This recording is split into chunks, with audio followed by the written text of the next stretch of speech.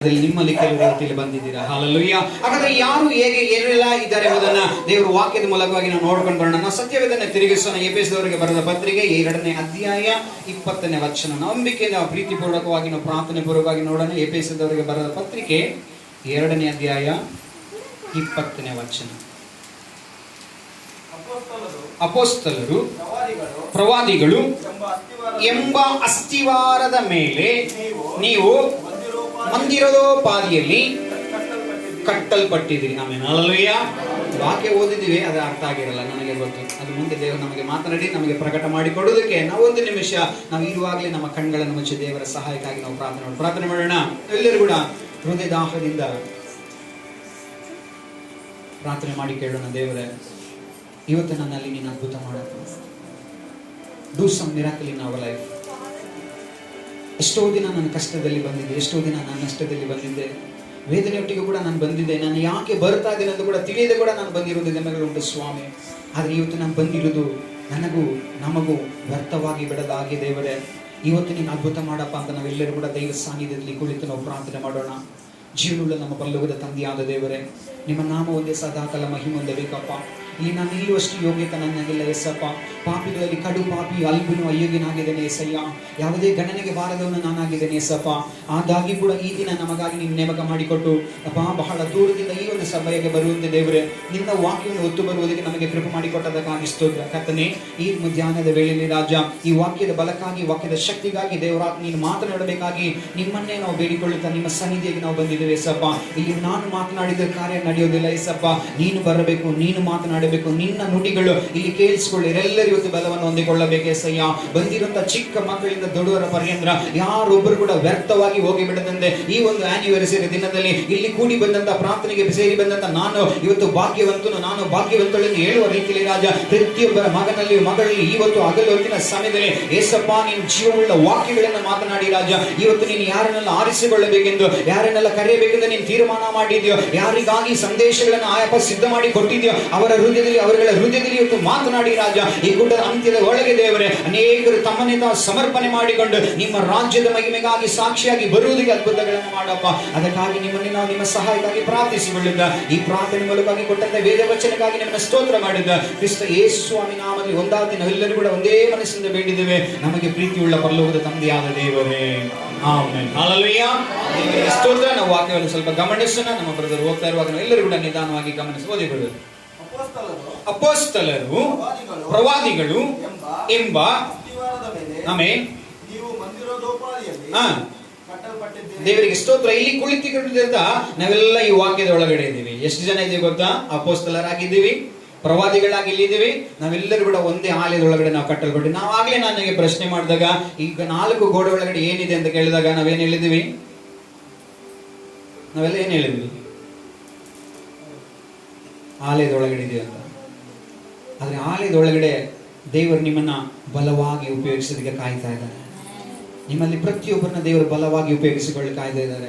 ಆಲಯ ಅಂತ ಹೇಳುವಾಗ ನಾವು ಶಾಲೆಯನ್ನು ನೋಡಬಹುದು. ಉದಾಹರಣೆಗೆ ಶಾಲೆಗೆ ಹೋಗುವಾಗ ಚಿಕ್ಕ ಮಕ್ಕಳು 1ನೇ ಕ್ಲಾಸಿಂದ 7ನೇ ಕ್ಲಾಸ್ ವರೆಗೂ ಓದುವಾಗ ಕಷ್ಟಪಟ್ಟು ಬಯಸ್ಕೊಂಡು ಓಡಿಸ್ಕೊಂಡು ಕಾಂಪೌಂಡ್ ಹಾರಿ ಕ್ಲಾಸ್ಗೆ ಕಟ್ಟು ಹೊಡೆದು ಸ್ವಲ್ಪ ಹೋಮ್ವರ್ಕ್ ಬರೆದನ್ನ ತಪ್ಪಿಸಿ ಆಗೋ ಹೀಗೋ ಏನೋ ಮಾಡಿ ಏನ್ ಮಾಡ್ತಾರೆ, ಶಾಲೆ ಮುಗಿಸ್ಬಿಡ್ತಾರೆ. ಆಮೇಲೆ ಕಾಲೇಜಿಗೆ ಹೋಗೋ ಸಮಯದಲ್ಲಿ ಬಂದಲ್ಲ ಕೂಡ ಅದೇ ರೀತಿಯಾಗಿ ಮಾಡ್ಬಿಡ್ತಾರೆ. ಆದ್ರೆ ಅವರಿಗೆ ಗೊತ್ತಿಲ್ಲ ನಾನು ಇರುವುದು ನನ್ನ ಭವಿಷ್ಯವನ್ನು ರೂಪಿಸಿಕೊಳ್ಳುವಂತ ಒಂದು ಸ್ಥಳ ಎಂಬುದನ್ನ. ಇವತ್ತು ನನ್ನ ಪ್ರಿಯ ದೇವಚನೆಗಳೇ, ಇಲ್ಲಿ ನೀವು ಬಂದಿರೋದು ವ್ಯರ್ಥವಾಗಿ ಹೋದಕ್ಕಾಗಿ ಅಲ್ಲ, ದೇವರು ನಿಮಗೆ ಒಂದು ಭವಿಷ್ಯವನ್ನು ಕೊಡೋದಕ್ಕಾಗಿ ಇಲ್ಲಿ ನಿಮ್ಮನ್ನ ಕರೆತಂದವರಾಗಿದ್ದಾರೆ. ಆಮೇಲೆ ಅಂತ ಹೇಳೋರು ಎಷ್ಟು ಜನ ಇದ್ದೀರಾ ನನ್ನ ಜೊತೆ? ಹಾಗಾದ್ರೆ ಭವಿಷ್ಯ ಅಂತ ಹೇಳುವಾಗ ಕಾಲೇಜಿಗೆ ಹೋಗೋರು ಒಬ್ರು ಡಾಕ್ಟರ್ ಆಗ್ಬೇಕಂತ ಹೋಗ್ತಾರೆ, ಕೆಲವರು ಇಂಜಿನಿಯರ್ ಆಗ್ಬೇಕಂತ ಹೋಗ್ತಾರೆ, ಕೆಲವರು ರೈಟರ್ ಆಗ್ಬೇಕಂತ ಹೋಗ್ತಾರೆ, ಕೆಲವರು ಪಿಯೋನ್ ಕೆಲಸಕ್ಕೆ ಆಗ್ಬೇಕಂತ ಹೋಗ್ತಾರೆ. ಒಟ್ಟಿನಲ್ಲಿ ಪ್ರತಿಯೊಬ್ಬರ ಹೃದಯದಲ್ಲಿ ಏನಾದ್ರೂ ಒಂದು ಆಗ್ಬೇಕನ್ನೋ ಆಲೋಚನೆ ಇದೆ ಇರ್ತದಲ್ವಾ? ಇಲ್ಲಿ ಕುಳಿತುಕೊಂಡಿರುವಂತ ನಿಮಗೊಂದು ದಾಹ ಬರಬೇಕು, ನಾನು ದೇವರ ಮಗನಾಗಿ ಅಥವಾ ದೇವರ ಮಗಳಾಗಿ ನಾನು ದೇವರಿಗಾಗಿ ಏನಾದ್ರೂ ಒಂದು ಆಗಬೇಕೆಂಬುದಾಗಿ. ಎಷ್ಟು ಜನ ಹೇಳ್ತಾ ಇದ್ದೀರಾ ನಾನು ಇವತ್ತು ದೇವರಿಗಾಗಿ ಏನಾದ್ರೂ ಒಂದು ಆಗ್ಬೇಕು? ಏನಾದ್ರೂ ಒಂದು ಆಗ್ಬೇಕಂದ್ರೆ ಮತ್ತೆ ನಾವು ಕರ್ತವರೇ ಆಗೋದ ಅವಶ್ಯಕತೆ ಇಲ್ಲ. ಪ್ರವಾದಿಗಳಾಗಿ ನಾವು ಬೆಳೆಯುವವರಾಗಿರಬೇಕು ಅಥವಾ ಅಪೊಸ್ತಲರಾಗಿ ನಾವು ಬೆಳೆಯುವವರಾಗಿರಬೇಕು. ಯಾಕೆ? ದೇವರ ಸೇವೆಯನ್ನು ಮಾಡುವುದಕ್ಕಾಗಿ ದೇವರು ಇನ್ನೂ ಕೂಡ ಬಹಳಷ್ಟು ಜನವನ್ನು ಎದುರು ನೋಡ್ತಿರುವಾಗ ಅವ್ರು ರೋಡ್ ನಲ್ಲಿ ಯಾರನ್ನ ಹೋಗಿ ಹುಡುಕೋದಿಲ್ಲ, ಆಲಯದಲ್ಲಿ ಅಂತ ನಿಮ್ಮನ್ನ ಮಾತ್ರ ಅವರು ಹುಡುಕಿ ಬರೋದು.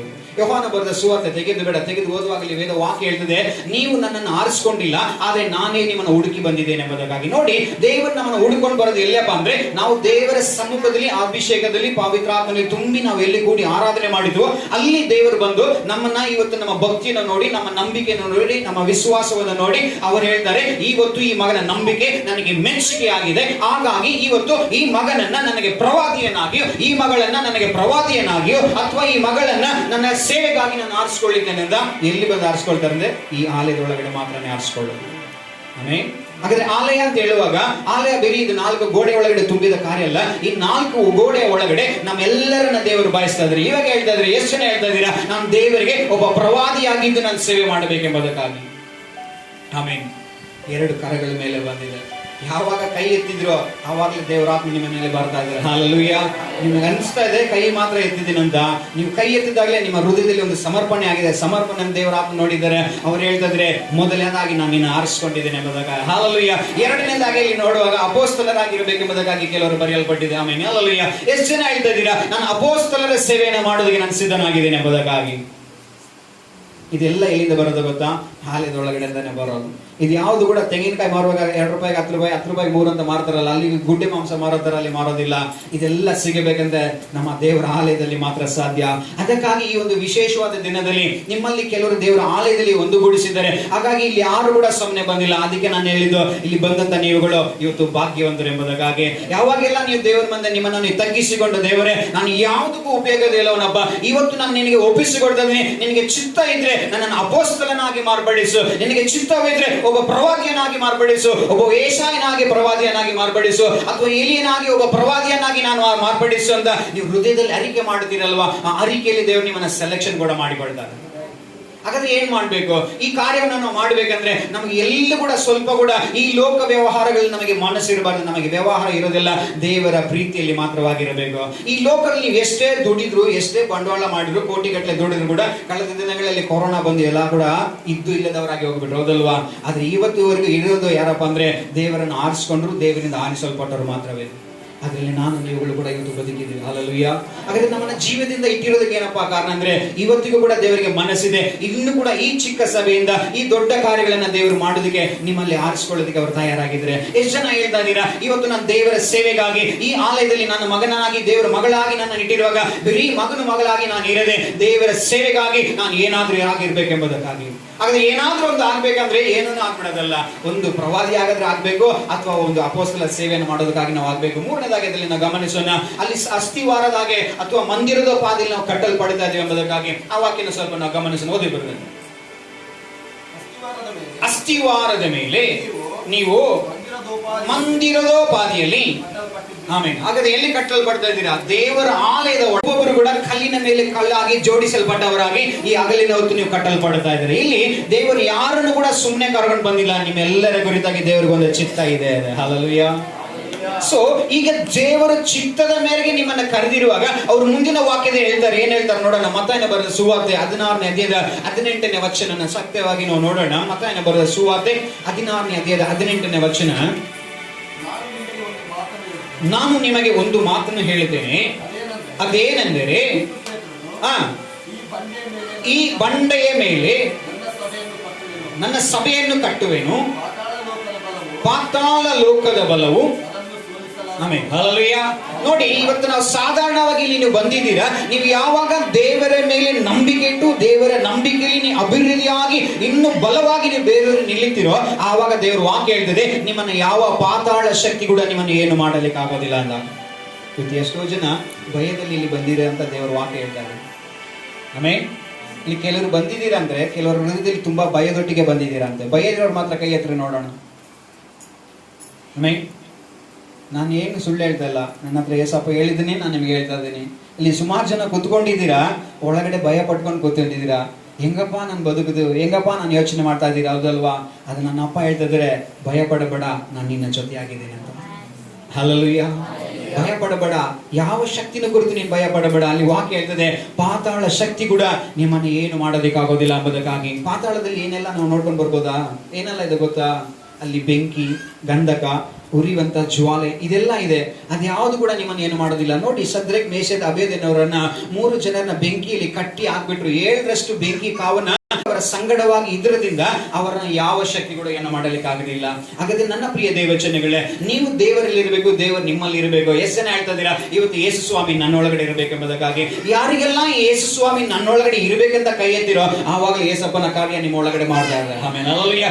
ಆಗಲೇ ನಿಮ್ಮ ಒಳಗಡೆ ಇರೋ ಭಯಗಳು ಕೂಡ ಇವತ್ತು ಮರೆಯಾಗಿ ಬಿಡುವಂತದ್ದಾಗಿದೆ. ಆಮೇಲೆ ಹಲ್ಲೆಲೂಯಾ. ಹಾಗಾದ್ರೆ ದೇವರ ವಾಕ್ಯವನ್ನು ನಾವು ಗಮನಿಸುವಾಗ ಅಲ್ಲಿ ವಾಕ್ಯ ಹೀಗೆ ಸ್ಪಷ್ಟವಾಗಿ ಬರೆಯಲ್ಪಟ್ಟಿದೆ, ಪಾತಾಳ ಲೋಕದ ಬಲವು ಕೂಡ ನಿಮ್ಮನ್ನ ಸೋಲಿಸುವುದಕ್ಕೆ ಆಗುವುದಿಲ್ಲ ಎಂಬುದು. ಇವತ್ತು ಇಲ್ಲಿ ಕುಳಿತವರ ಬಹಳಷ್ಟು ಜನ, ಅಯ್ಯೋ ನನ್ನ ಜೀವನದಲ್ಲಿ ಏನ್ ಮಾಡಿದ್ರೆ ಎಲ್ಲ ಸೋತೋಗ್ಬಿಟ್ಟಿದ್ದೀನಿ, ನನಗೆ ಯಾವ್ದು ಕೂಡ ಲಾಭವಾಗಿರ್ಲಿಲ್ವಲ್ಲ, ಏನಪ್ಪ ನನ್ನ ಜೀವಿತ ಎಲ್ಲ ಹಿಂಗೆ ನಷ್ಟವಾಗಿ ಹೋಗಿದಿಲ್ಲ ಅಂತ ಯೋಚನೆ ಮಾಡ್ತಾ ಇದ್ದೀರಾ. ಆ ನಷ್ಟಕ್ಕೆ ಪ್ರತಿಯಾಗಿ ದೇವರು ವಾಕ್ಯ ಹೇಳ್ತದೆ, ಇವತ್ತು ನೀನ್ ನನಗೊಪ್ಪಿಸಿಕೊಡು, ನಿನ್ನ ಮುಂದೆ ಎಲ್ಲಾ ಶಕ್ತಿಗಳನ್ನ ನಾನು ಕೆಳಗಡೆ ಬೀಳ ಮಾಡುತ್ತೇನೆ ಎಂಬುದಾಗಿ. ಆಮೇಲೆ ಹಲ್ಲೆಲೂಯಾ. ಇದೆಲ್ಲ ಹೋಗ್ಬಿಟ್ಟು ಹೊರಗಡೆ ಕೇಳಿಸ್ಕೊಂಡವ್ರಿಗೆ ಆಗೋದಿಲ್ಲ. ದೇವರ ಆಲಯದೊಳಗಡೆ ಯಾರು ಬಂದಿದ್ದೀರೋ ಅವ್ರಿಗೆ ಮಾತ್ರ ಈ ಅದ್ಭುತಗಳು ನಡೆಯೋದು. ಅದ್ಭುತಗಳು ಆಗ್ಬೇಕಂದ್ರೆ ನೀವೇನ್ ಮಾಡ್ಬೇಕು? ಹೃದಯದಲ್ಲಿ ಇವಾಗ ಯೋಚನೆ ಮಾಡ್ತಾ ಕೇಳ್ಬೇಕು, ಪ್ರಾರ್ಥನೆ ಮಾಡಿ ಕೇಳ್ಬೇಕು, ಎಸ್ಸಪ್ಪ ಇವತ್ತು ನನ್ನ ಒಳಗಡೆ ಅದ್ಭುತ ಮಾಡಪ್ಪ ಅಂತ. ಎಷ್ಟು ಜನ ಹೇಳ್ತಾ ಇದ್ದೀರಾ? ನಿಮ್ಮ ಹೃದಯದ ಮೇಲೆ ಕೈ ಇಟ್ಟು ಹೇಳ್ರಿ, ದೇವರೇ ಈ ಅಲ್ಪನಾದ ನನ್ನೊಳಗಡೆ ಇವತ್ತು ಅದ್ಭುತ ಮಾಡಪ್ಪ, ಅಲ್ಪನಾದ ನನ್ನೊಳಗಡೆ ಅದ್ಭುತ ಮಾಡಪ್ಪ ಅಂತ ನೀವು ಕೇಳ್ತಾನೆ ಇರ್ಬೇಕು.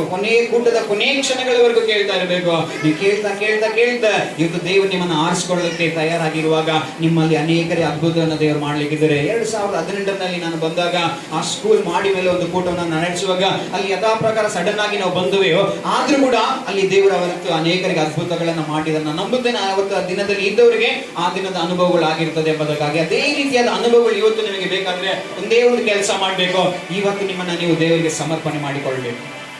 ಹಲ್ಲೆಲೂಯಾ. ತಯಾರಾಗಿದ್ದೀರಾ? ಎಷ್ಟು ಜನ ತಯಾರಾಗಿದ್ದೀರಾ? ನಿಜವಾಗ್ಲೂ ಹೃದಯವನ್ನ ದೇವರಿಗೆ ಒಪ್ಪಿಸ್ಕೊಳ್ಳಿ. ನೀವು ಕುತ್ಕೊಂಡಿರುವಾಗ ಏನೋ ಇವತ್ತು ಪಾಸ್ಟರ್ ಅಂಕಲ್ ಚರ್ಚೆ ಆನಿವರ್ಸರಿ ಇದೆ, ಅದಕ್ಕಾಗಿ ಕರೆದಿದ್ದಾರೆ, ಒಂದು ವಿಶೇಷವಾದ ಕೂಟ ಆದ್ಮೇಲೆ ಬಿರಿಯಾನಿ ಕೊಡ್ತಾರೆ ಅಂತ ಮಾತ್ರ ಕೂತ್ಕೊಳ್ಬೇಡಿ. ಈ ಕೂಟದಲ್ಲಿ ನಮಗೆ ಏನಾದರೂ ದೇವರು ಕಾರ್ಯ ಮಾಡಲಿ ಅಂತ ಕೂತ್ಕೊಳ್ಳಿ. ಈ ಕೂಟದಿಂದ ನನ್ನ ಜೀವನದಲ್ಲಿ ಏನಾದರೂ ಒಂದು ಅದ್ಭುತವಾಗಬೇಕಂತ ನೀವು ಬಯಕೆಯಿಂದ ಇರಬೇಕು. ಅದನ್ನೇ ದೇವರು ವಾಕ್ಯ ಹೇಳ್ತದೆ, ನಂಬಿಕೆಯಿಂದ ಬೇಡಿಕೊಳ್ಳುವವರಿಗೆ ಯಾವ ಮೇಲು ಕೂಡ ಕೊರತೆ ಆಗೋದಿಲ್ಲ ಅಂತ. ಇವತ್ತು ಕೇಳಿಕೊಳ್ಳುವಂತ ದೇವ ಜನಗಳೇ, ನಾನು ನಿಮ್ಮಲ್ಲಿ ಬಯಸುವುದಿಷ್ಟೇ, ನೀವು ನಂಬಿಕೆಯಿಂದ ದೇವರ ವಾಕ್ಯದ ಕಡೆ ಗಮನ ಕೊಡಬೇಕು. ಎಷ್ಟು ಜನ ಗಮನ ಕೊಡ್ತಾ ಇದ್ದೀರಾ? ಯಾರು ಕೂಡ ನಿಮ್ಮನ್ನು ಆ ಕಡೆ ಈ ಕಡೆ ನೋಡ್ಬೇಡಿ. ಮಕ್ಕಳು ಹೋದ್ರೆ ಹೋಗ್ಲಿ, ಅವ್ರು ಎಲ್ಲಿ ಹೋಗಲ್ಲ, ಈ ಗೋಡೆ ಒಳಗಡೆ, ಕಾಂಪೌಂಡ್ ಒಳಗಡೆ ಅಥವಾ ಆಲಯದೊಳಗಡೆ ಇರ್ತಾರೆ. ಆಮೇಲೆ ಆದ್ರೆ ದೇವರಿಗೆ ಬೇಕಾಗಿರೋದು ಚಿಕ್ಕವರಿಂದ ದೊಡ್ಡವರ ಪರ್ಯಂತ ನಿಮ್ಮೆಲ್ಲರನ್ನ ದೇವರು ಇವತ್ತು ಹುಡುಕ್ತಾ ಇದ್ದಾರೆ. ನಿಮ್ಮನ್ನೇ ಅವ್ರು ಬಯಸ್ತಾ ಇದ್ದಾರೆ. ಅವ್ರು ಹೇಳುವ ಮತ್ತೊಂದು ವಾಕ್ಯದ ಕಡೆ ನಾವು ಹೋಗೋಣ. ಎಫೆಸರಿಗೆ ಬರೆದ ಪತ್ರಿಕೆ 4ನೇ ಅಧ್ಯಾಯ 11ನೇ ವಚನ, ಆತನು ಕೆಲವರನ್ನು ಅಪೊಸ್ತಲರನ್ನಾಗಿಯೂ, ಕೆಲವರನ್ನು ಪ್ರವಾದಿಯನ್ನಾಗಿಯೂ, ಕೆಲವರನ್ನು ಸುವಾರ್ತಿಕರನ್ನಾಗಿಯೂ, ಕೆಲವರನ್ನು ಸಭಾಪಾಲಕರನ್ನಾಗಿಯೂ, ಉಪದೇಶಿಗಳನ್ನಾಗಿಯೂ. ಆಮೇನ್ ಹಲ್ಲೆಲೂಯಾ. ಇದೆಲ್ಲ ಎಲ್ಲಿ ಆಗ್ತಾ ಇದೆಯಪ್ಪ ಅಂದ್ರೆ ಸಭೆ ಒಳಗಡೆನೆ ಆಗ್ತಾ ಇದೆ. ಇದೆಲ್ಲೂ ಹೊರಗಡೆ ಆಗ್ತಾ ಇಲ್ಲ, ಇದೆಲ್ಲ ಸಭೆ ಒಳಗಡೆ ಆಗ್ತಾ ಇದೆ. ಹಾಗಾದ್ರೆ ದೇವರು ನಿಮ್ಮನ್ನ ಕರೆದಿರೋದು ಸುಮ್ಮನೆ ಬಂದು ಸುಮ್ಮನೆ ಹಾಗೆ ಕೈ ತಟ್ಟಿ ಡ್ಯಾನ್ಸ್ ಮಾಡಿ ಆರಾಧನೆ ಮಾಡಿ ಹೋಗೋದಕ್ಕಾಗಿ ಅಲ್ಲ. ನಿಮ್ಮನ್ನ ದೇವರು ಪ್ರತಿಯೊಬ್ಬರನ್ನ ತನ್ನದೇ ಆದ ವಿಶೇಷವಾದ ಕೆಲಸದಲ್ಲಿ ಉಪಯೋಗಿಸೋದಕ್ಕಾಗಿ ದೇವರು ನಿಮ್ಮನ್ನ ಆರಿಸ್ಕೊಳ್ತಾ ಇದ್ದಾರೆ. ನೀವು ಯೋಚನೆ ಮಾಡ್ತಾ ಇದ್ದೀರಾ, ಕೆಲವರು ದೇವರು ಆತ್ಮ ಹೇಳ್ತಾ ಇದ್ರೆ, ಏನಪ್ಪಾ ನನಗೆ ಓದೋಕೆ ಬರೋಕೆ ಬರೀತಲ್ಲ, ನನ್ನನ್ನು ಹೆಂಗೆ ಉಪಯೋಗಿಸ್ತಾರೆ ಎಂಬುದಕ್ಕಾಗಿ. ಹೌದಲ್ವಾ? ನಿಜವಾಗ್ಲೂ ನೀವು ಮಾತಾಡ್ತಾ ಇದ್ದಾರೆ ಹೃದಯದಲ್ಲಿ, ದೇಸಪ್ಪ ನನ್ನ ಹತ್ರ ಹೇಳ್ತಾ ಇದ್ದಾರೆ, ಯೇಸು ಸ್ವಾಮಿ ಅದನ್ನ ನನಗೆ ನೆನಪು ಮಾಡಿಕೊಡ್ತೇವೆ. ಒಬ್ಬ ವ್ಯಕ್ತಿ ಹೀಗೆ ಒಂದು ದಿನ ಆಟೋ ಓಡಿಸ್ಕೊಂಡು ಹೋಗ್ತಾ ಇರುವಾಗ ಅವ್ರಿಗೆ ABCD ಕೂಡ ಬರೋದಿಲ್ಲ. ಯಾವ BDC ಏನೋ ABCD ಕೂಡ ಬರೋದೇ ಇಲ್ಲ. ಆಟೋ ಓಡಿಸ್ಕೊಂಡು ಹೋಗ್ತಾ ಇದ್ದಂತ ಆ ವ್ಯಕ್ತಿ ಹಿಂದಗಡೆ ಒಂದೊಂದು ದಿನ ಒಬ್ಬ ಸೇವಕರು ಪ್ರಯಾಣ ಮಾಡ್ತಾ ಇದ್ರೆ, ಬೈಬಲ್ ಬ್ಯಾಗ್ ಅನ್ನು ಇಟ್ಕೊಂಡು ಅವರು ಪ್ರಯಾಣ ಮಾಡ್ತಾ ಇರುವಾಗ ಯೇಸು ಸ್ವಾಮಿ ಅವರ ಹೃದಯದಲ್ಲಿ ಮಾತನಾಡ್ತಾ ಇದ್ರೆ, ನಾನು ಈತನನ್ನು ಆರಿಸ್ಕೊಂಡಿದ್ದೀನಿ, ಈತನನ್ನು ನೀನು ಹೋಗುವ ದೇಶದಲ್ಲಿ ನಿನ್ನ ಜೊತೆಗೆ ಕರ್ಕೊಂಡು ಹೋಗ್ಬೇಕಂತ. ಯಾರಿಗೆ ಹೋಗ್ತಾರೆ? ಅವರು ಸೌದಿ ಅರೇಬಿಯಾಗೆ ಹೋಗ್ತಾ ಇದ್ದಾರೆ. ಸೌದಿ ಅರೇಬಿಯಾಗೆ ಹೋಗ್ಬೇಕಂದ್ರೆ ಇವ್ರ ಕೈಲಿ ಹೋಗಕ್ಕಾಗತ್ತಾ? అయ్యలేదు. ఏం చేస్తే కూడా అయ్యలేదు. ఏం చేయాల? ವೆಯ್ಟ್ ಮಾಡ್ಬೇಕು. ಹೌದಲ್ವಾ? ಒಂದು ಹಣಕಾಸು ಅವರಿಗೆ ತುಂಬಾ ಕಷ್ಟ ಇದೆ. ಹೆಂಗೆ ದುಡಿಮೆ ಹೆಂಗಪ್ಪ ಅಂತ ದಿನ ಆಟೋ ಕೂಲಿ ಮಾಡಿನೇ ಅವ್ರು ದುಡಿಬೇಕು. ಆ ಪರಿಸ್ಥಿತಿಯಲ್ಲಿ ಇರುವಾಗ ಆ ಸೇವಕರು ಅವ್ರನ್ನ ಕೇಳಿದ್ರು, ನೀನ್ ನನ್ನ ಜೊತೆ ಬರೋದಕ್ಕೆ ತಯಾರಾಗಿದೆ ಅಂತ. ಆತನ ಹೇಳಿದ್ನು, ನನ್ನ ದೇವರ ಚಿತ್ತ ಆದ್ರೆ ನಾನು ಬರ್ತೀನಿ ಅಂತ. ಅವ್ರು ಒಪ್ಪಿಸಿಕೊಟ್ರು. ದೇವರ ಕಾರ್ಯಕ್ಕಾಗಿ ಅವ್ರು ಪ್ರಾರ್ಥನೆ ಮಾಡಿದ್ರು. ಆಮೇಲೆ ಅವ್ರು ಹೋಗಿ ಸ್ವಲ್ಪ ದಿನ ಆದಮೇಲೆ ಅಲ್ಲಿಂದ ಅವ್ರಿಗೆ ಏನೆಲ್ಲ ಫಾರ್ಮಾಲಿಟಿ ಮಾಡಬೇಕಾಗಿತ್ತು, ವೀಸಾ ಕಾರ್ಡ್ ಅದೆಲ್ಲ ಕಳಿಸಿಕೊಡ್ಬೇಕಾಗಿತ್ತು, ಅದನ್ನೆಲ್ಲ ತಯಾರು ಮಾಡಿ ಅವ್ರಿಗೆ ಕಳಿಸಿಕೊಟ್ಟು ಬಿಟ್ಟು ಅವ್ರು ಹೇಳಿದ್ರು, ಇಂದಿನಿಂದ ನೀನು ನನ್ನ ಸೇವೆಯಲ್ಲಿ ಅಸಿಸ್ಟೆಂಟ್ ಡ್ರೈವರ್ ಆಗಿ ನೀನು ನನ್ನ ಜೊತೆ ಕೆಲಸ ಮಾಡಬೇಕು. ಇಂಡಿಯಾದಲ್ಲೆಲ್ಲ ನನ್ನ ಜೊತೆಗೆ ನೀನು ಎಲ್ಲಿ ಮಾಡಬೇಕು? ದುಬೈನಲ್ಲಿ ಬಂದು ಕೆಲಸ ಮಾಡಬೇಕೆಂಬುದಕ್ಕಾಗಿ. ABCD ಕೂಡ ಬರೋದಿಲ್ಲ. ಕನ್ನಡದಲ್ಲಿ ಹೇಳ್ಬೇಕಾದ್ರೆ ಆ ಇದು ಕೂಡ ಅವ್ರು ಓದಲಿಲ್ಲ. ಇದೆಲ್ಲ ಹೆಂಗಾಯ್ತು ಗೊತ್ತಾ? ಅವ್ರು ದೇವರಿಗೆ ಒಪ್ಪಿಸಿಕೊಟ್ರು. ನನ್ನ ಪ್ರಿಯ ದೇವಚನಗಳೇ, ಇಲ್ಲಿ ಕುಳಿತಂತ ನೀವುಗಳು ಓದಕ್ಕೆ ಬರೋದಿಲ್ಲ ಅನ್ನೋದೇ ದೊಡ್ಡ ಸಮಸ್ಯೆ ಇಲ್ಲ. ನಿಮ್ಮ ಹೃದಯದಲ್ಲಿ ನಿಮ್ಮ ಹೃದಯದಲ್ಲಿ ದೇವರಿಗೆ ಸ್ಥಳ ಕೊಡ್ತಾ ಇದ್ರೆ ಅದೇ ನಿಜವಾದ ಒಂದು ದೊಡ್ಡ ಸಂದೇಶ. ಹಲ್ಲೆಲೂಯಾ. ಇವತ್ತು ಯಾರೆಲ್ಲ ದೇವರಿಗೆ ಹೃದಯದಲ್ಲಿ ಸ್ಥಾನ ಕೊಡ್ದಿರೋ ಅವರು ನಿಮ್ಮನ್ನ ಇದಕ್ಕಿಂತಲೂ ಮಿಗಿಲಾದ ರೀತಿಯಲ್ಲಿ ನಿಮ್ಮನ್ನು ಉಪಯೋಗಿಸೋದಕ್ಕೆ ಅವರು ಶಕ್ತರಾಗಿದ್ರೆ, ನನ್ನ ಪ್ರಿಯ ದೇವಚನಗಳೇ, ಬರೀ ದೇವರ ವಾಕ್ಯವನ್ನು ಕೇಳಿ ಹೋಗೋದಕ್ಕಾಗಿಲ್ಲ ದೇವರು ನಮ್ಮನ್ನು ಆರಿಸಿಕೊಂಡಿರೋದು. ನಮ್ಮನ್ನ ತನ್ನದೇ ಆದ ಕೆಲಸ ಕಾರ್ಯಗಳಿಗಾಗಿ ಉಪಯೋಗಿಸುವುದಕ್ಕಾಗಿ ದೇವರು ನಮ್ಮನ್ನು ಆರಿಸಿಕೊಂಡವರಾಗಿದ್ರೆ, ಹಾಗಾದ್ರೆ ಯಾರನ್ನೆಲ್ಲ ದೇವರು ನೋಡಿದ್ದಾರೆ ನೋಡೋಣ, ವಾಕ್ಯದಲ್ಲಿ ಗಮನಿಸೋಣ. ಬೇರೆ ಭಾಷೆಯವರು ಇದ್ದಾರೆ ಇಲ್ಲಿ? ಒಂದೇ ಭಾಷೆ ಕನ್ನಡ. ఓకే. తెలుగు ఎవరిద్దరా ఉండారా? తెలుగు వాళ్ళు ఉన్నారా? తెలుగు చదువాలనా? తెలుగు చదువు ఉన్నారు? బైబిల్ చదువు ఓకే. ಈಗ ಕನ್ನಡದಲ್ಲಿ ಮುಂದುವರಿಸಿ ಆ ವಾಕ್ಯನ ಓದಿ. ಆತನು ಕೆಲವರನ್ನು ನೋಡಿ, ಅಲ್ಲಿ ದೇವರು ವಾಕ್ಯ ಹೇಳ್ತಾರೆ, ಈ ಗುಂಪಿನಲ್ಲಿ ಕೆಲವರನ್ನು ಅಪೋಸ್ತಲರನ್ನಾಗಿ ದೇವರು ಆರಿಸಿಕೊಳ್ಳೋದಕ್ಕೆ ತಯಾರಾಗಿದ್ದಾರೆ. ಯಾರೆಲ್ಲ ಹೇಳ್ತಾ ಇದ್ದೀರಾ, ಇವಾಗ ನಾನು ಅಪೋಸ್ತಲನಾಗಿ ಈ ಒಂದು ವಿಶೇಷವಾದ ದಿನದಲ್ಲಿ ನಾನು ದೇವರಿಗೆ ಸೇವೆ ಮಾಡೋಕ್ಕೆ ಸಿದ್ಧನಾಗ್ತಿದ್ದೇನೆ ಎಂಬುದಕ್ಕಾಗಿ. ಎರಡನೇ ಅದಾಯ್ತು, ಓದಿ ಬಿಡುವ. ಕೆಲವರನ್ನು ಪ್ರವಾದಿಗಳು, ಈಗಾಗಲೇ ಪ್ರವಾದಿಗಳು ಮೊದಲೇ ಕೈ ಎತ್ತು ಬಿಟ್ಟಿದ್ದಾರೆ. ನಾವು ಪ್ರವಾದಿಗಳಾಗಿ ಸೇವೆ ಮಾಡ್ಬೇಕಂತ ಬಯಸ್ತಾ ಇದ್ದೇನೆ ಅಂತ. ಮೂರನೇದಾಗಿ ನಾವು ನೋಡೋಣ. ಕೆಲವರನ್ನು ಸುವಾರ್ತೆ ಸೇರು. ಇಲ್ಲಿ ರೋಡ್ ನಲ್ಲಿ ಹೋಗೋರಿಗೆಲ್ಲ ಅವರಿಗೆಲ್ಲ ದೇವರ ವಾಕ್ಯದ ಕುರಿತಾಗಿ ಹೇಳಿ, ದೇವರು ನನ್ನ ಜೀವಿತದಲ್ಲಿ ಅದ್ಭುತ ಮಾಡಿದರೆ, ನಿಮಗೂ ಕೂಡ ದೇವರು ಅದ್ಭುತ ಮಾಡಿದರೆ ನಂಬಿರಿ ಯೇಸು ಸ್ವಾಮಿ ಅಂತ ಯಾರೆಲ್ಲ ಹೇಳ್ತಿರೋ ಅವರೇ ಸುವಾರ್ತಿಕರಾಗಿದ್ರು. ಈ ಸೇವೆ ಮಾಡೋದಕ್ಕೆ ಎಷ್ಟು ಜನ ಸಿದ್ಧರಾಗಿದ್ರು? ಹಾಗೆ ನಿಮ್ಮನ್ನ ನೀವು ದೇವರಿಗೆ ಒಪ್ಪಿಸಿಕೊಟ್ಟು ಹೇಳ್ರಿ, ದೇವರೇ ಇವತ್ತಿನಿಂದ ನಿನ್ನ ಸೇವೆ ಮಾಡೋದಕ್ಕೆ ಒಬ್ಬ ಸುವಾರ್ತಿಕನಾಗಿ, ಒಬ್ಬ ಸುವಾರ್ತಿಗಳಾಗಿ ನಾನು ಮಾರ್ಪಡುತ್ತೇನೆ ಅಂತ ಸಮರ್ಪಣೆ ಮಾಡಿಕೊಳ್ಳಿ. ಎಷ್ಟು ಜನ ತಯಾರಾಗ್ತಾ ಇದ್ದೀರಾ ಅದಕ್ಕಾಗಿ?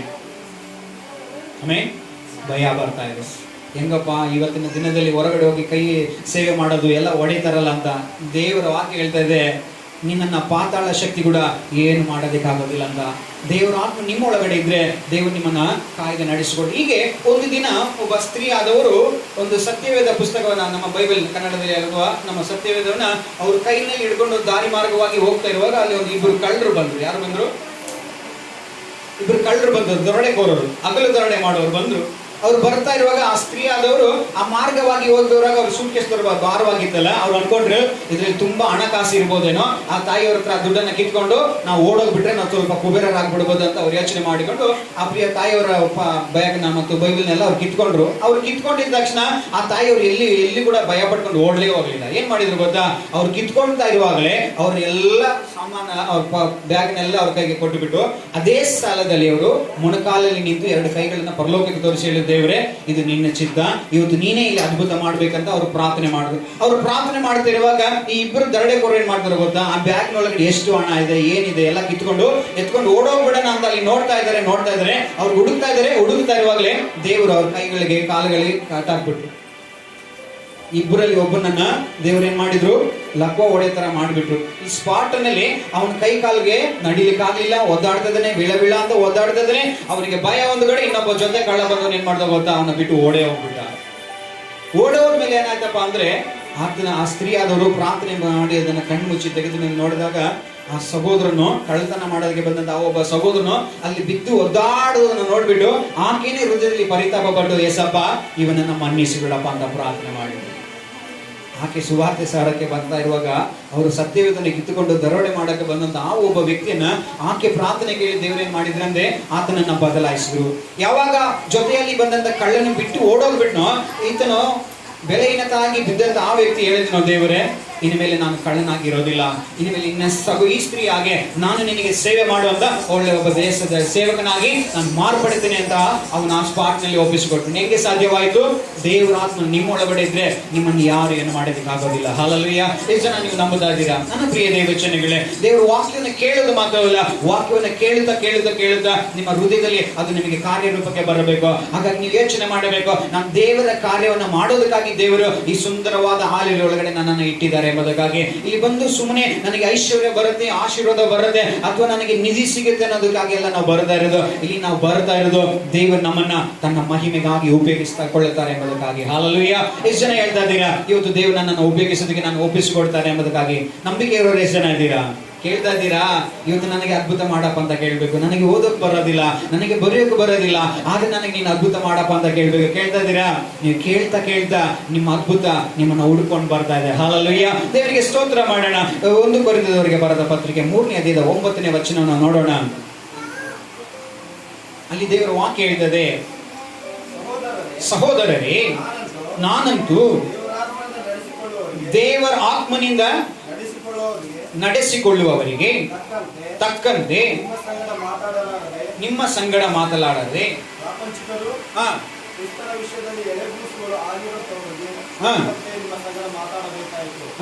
ನಿಮಗೆ 6 ಪುರುಷರು ಅನ್ನ ಕೊಡಲಿಲ್ಲ, ಅನ್ನ ತಿನ್ನುವುದಕ್ಕೆ ಇನ್ನೂ ಶಕ್ತಿ ಇರಲಿಲ್ಲ, ಈಗಲಾದರೂ ಶಕ್ತಿ ಇಲ್ಲ, ಯಾಕೆಂದ್ರೆ ಇನ್ನೂ ಶರೀರ ಬೀರ ಸ್ವಭಾವವುಳ್ಳವರಾಗಿದ್ದೀರಿ. ನಿಮ್ಮೊಳಗೆ ಹೊಟ್ಟೆ ಕಿಚ್ಚು ಅದಲ್ಲ. 3ನೇ 9ನೇ ವಚನ.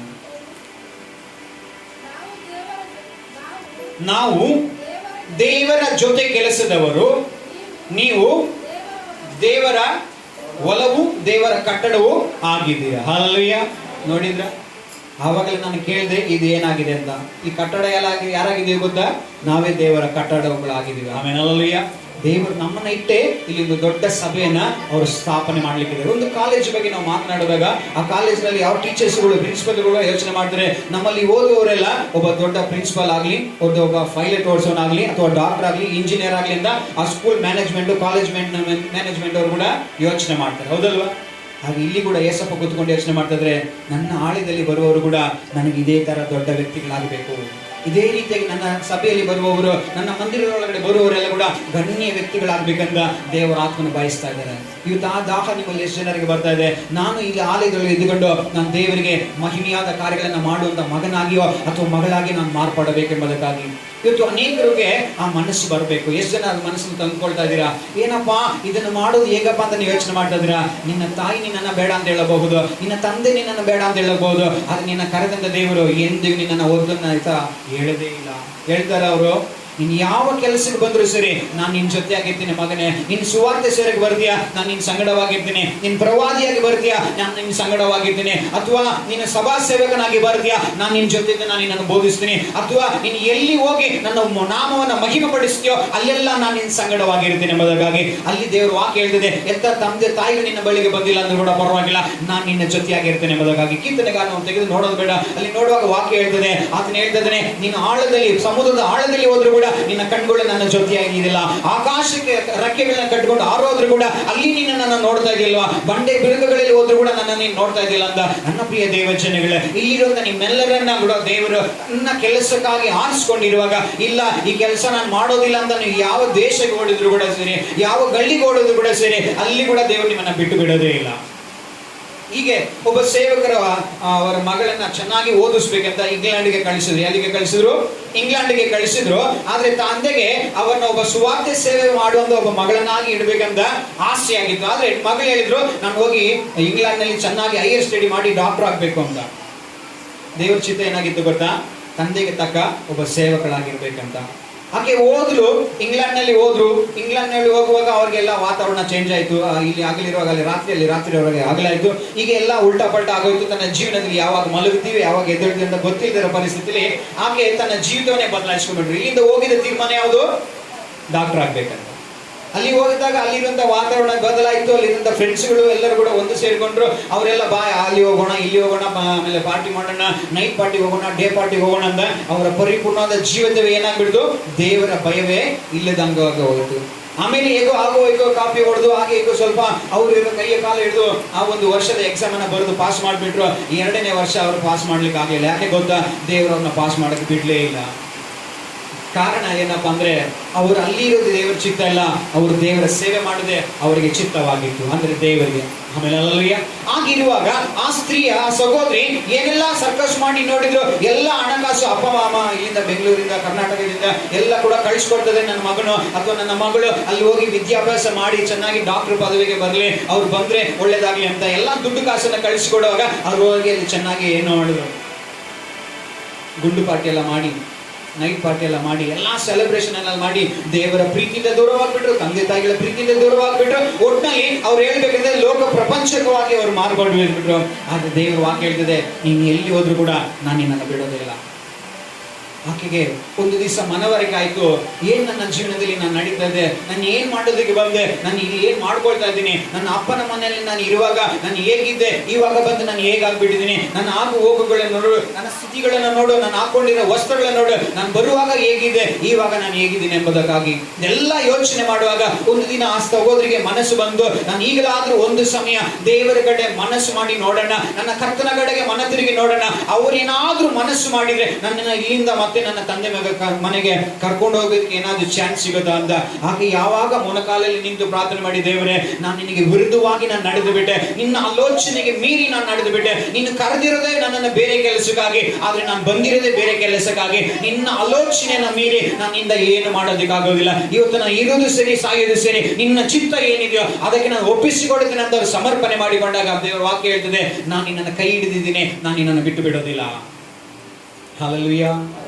ಆ ವಾಕ್ಯ ಯಾವಾಗ ಮಗಳ ಜೀವನದಲ್ಲಿ ಕಾರ್ಯ ಮಾಡಿತು ಅಂದ್ರೆ, ಆಕೆ ಕರ್ನಾಟಕಕ್ಕೆ ಮರಳಿ ಬರುವಾಗ ಆಕೆ ಎಷ್ಟು ಸುಂದರವಾದ ಸೇವೆಯನ್ನ ಯಾರು ಕೂಡ ಮಾಡ್ಲಿಕ್ಕೆ ಆಗಲಿಲ್ಲ. ಆ ರೀತಿಯಾದ ಅದ್ಭುತಗಳನ್ನ ದೇವರು ಮಾಡಿದ್ರು. ಇವತ್ತು ಕೂಡ ಇಲ್ಲಿ ಕುಳಿತುಕೊಂಡು ಅನೇಕರು ಯೋಚನೆ ಮಾಡ್ತಾ ಇದ್ದೀರಾ, ಇಲ್ಲಿ ಬಂದು ನಾನು ಸುಮ್ಮನೆ ಆರಾಧನೆ ಅಟೆಂಡ್ ಮಾಡಿ ದೇವರ ವಾಕ್ಯನ ಕೇಳಿ ನಾನು ಹೋಗ್ಬಿಟ್ರೆ ಅದೇ ನನ್ನ ಜೀವಿತ. ಇಲ್ಲ, ನಿಮ್ಮನ್ನ ದೇವರು ಕರೆದಾಗ್ಲೇ, ನಿಮ್ಮನ್ನ ಹೆಸರಿಡದೆ ಕರೆದಾಗ್ಲೇ ಹೇಳಿದ್ರೆ ನಿನಗೊಂದು ಜೀವಿತವನ್ನ ನಾನು ರೂಪಿಸೋದಕ್ಕೆ ಶಕ್ತನಾಗಿದ್ದೇನೆ ಎಂಬುದಕ್ಕಾಗಿ. ಹಲ್ಲೆಲೂಯಾ. ಹಾಗಾಗಿ ಪ್ರಿಯ ದೇವಜನಗಳೇ, ಇಲ್ಲಿ ಬಂದು ಸುಮ್ಮನೆ ಹೋಗಿ ಆರಾಧನೆ ಮಾಡೋದ್ರಿಂದ ಪ್ರಯೋಜನ ಇಲ್ಲ. ಬರುವ ಪ್ರತಿ ಸಮಯ ಕೂಡ ನೀವು ದೇವರಿಗೆ ಒಪ್ಪಿಸಿಕೊಟ್ಟು ಹೇಳ್ಬೇಕು, ನನ್ನ ದೇವರೇ, ನನ್ನ ಕುರಿತು ನಿನಗೆ ಚಿತ್ತ ಏನಿದೆಯೋ ಅದು ಇವತ್ತು ನಡೆಯಲ್ಲಪ್ಪ, ಅದಕ್ಕಾಗಿ ನಾನು ಒಪ್ಪಿಸಿಕೊಡ್ತೇನೆ. ಎಷ್ಟು ಜನ ಒಪ್ಕೊಳ್ತಾ ಇದ್ದೀರಾ?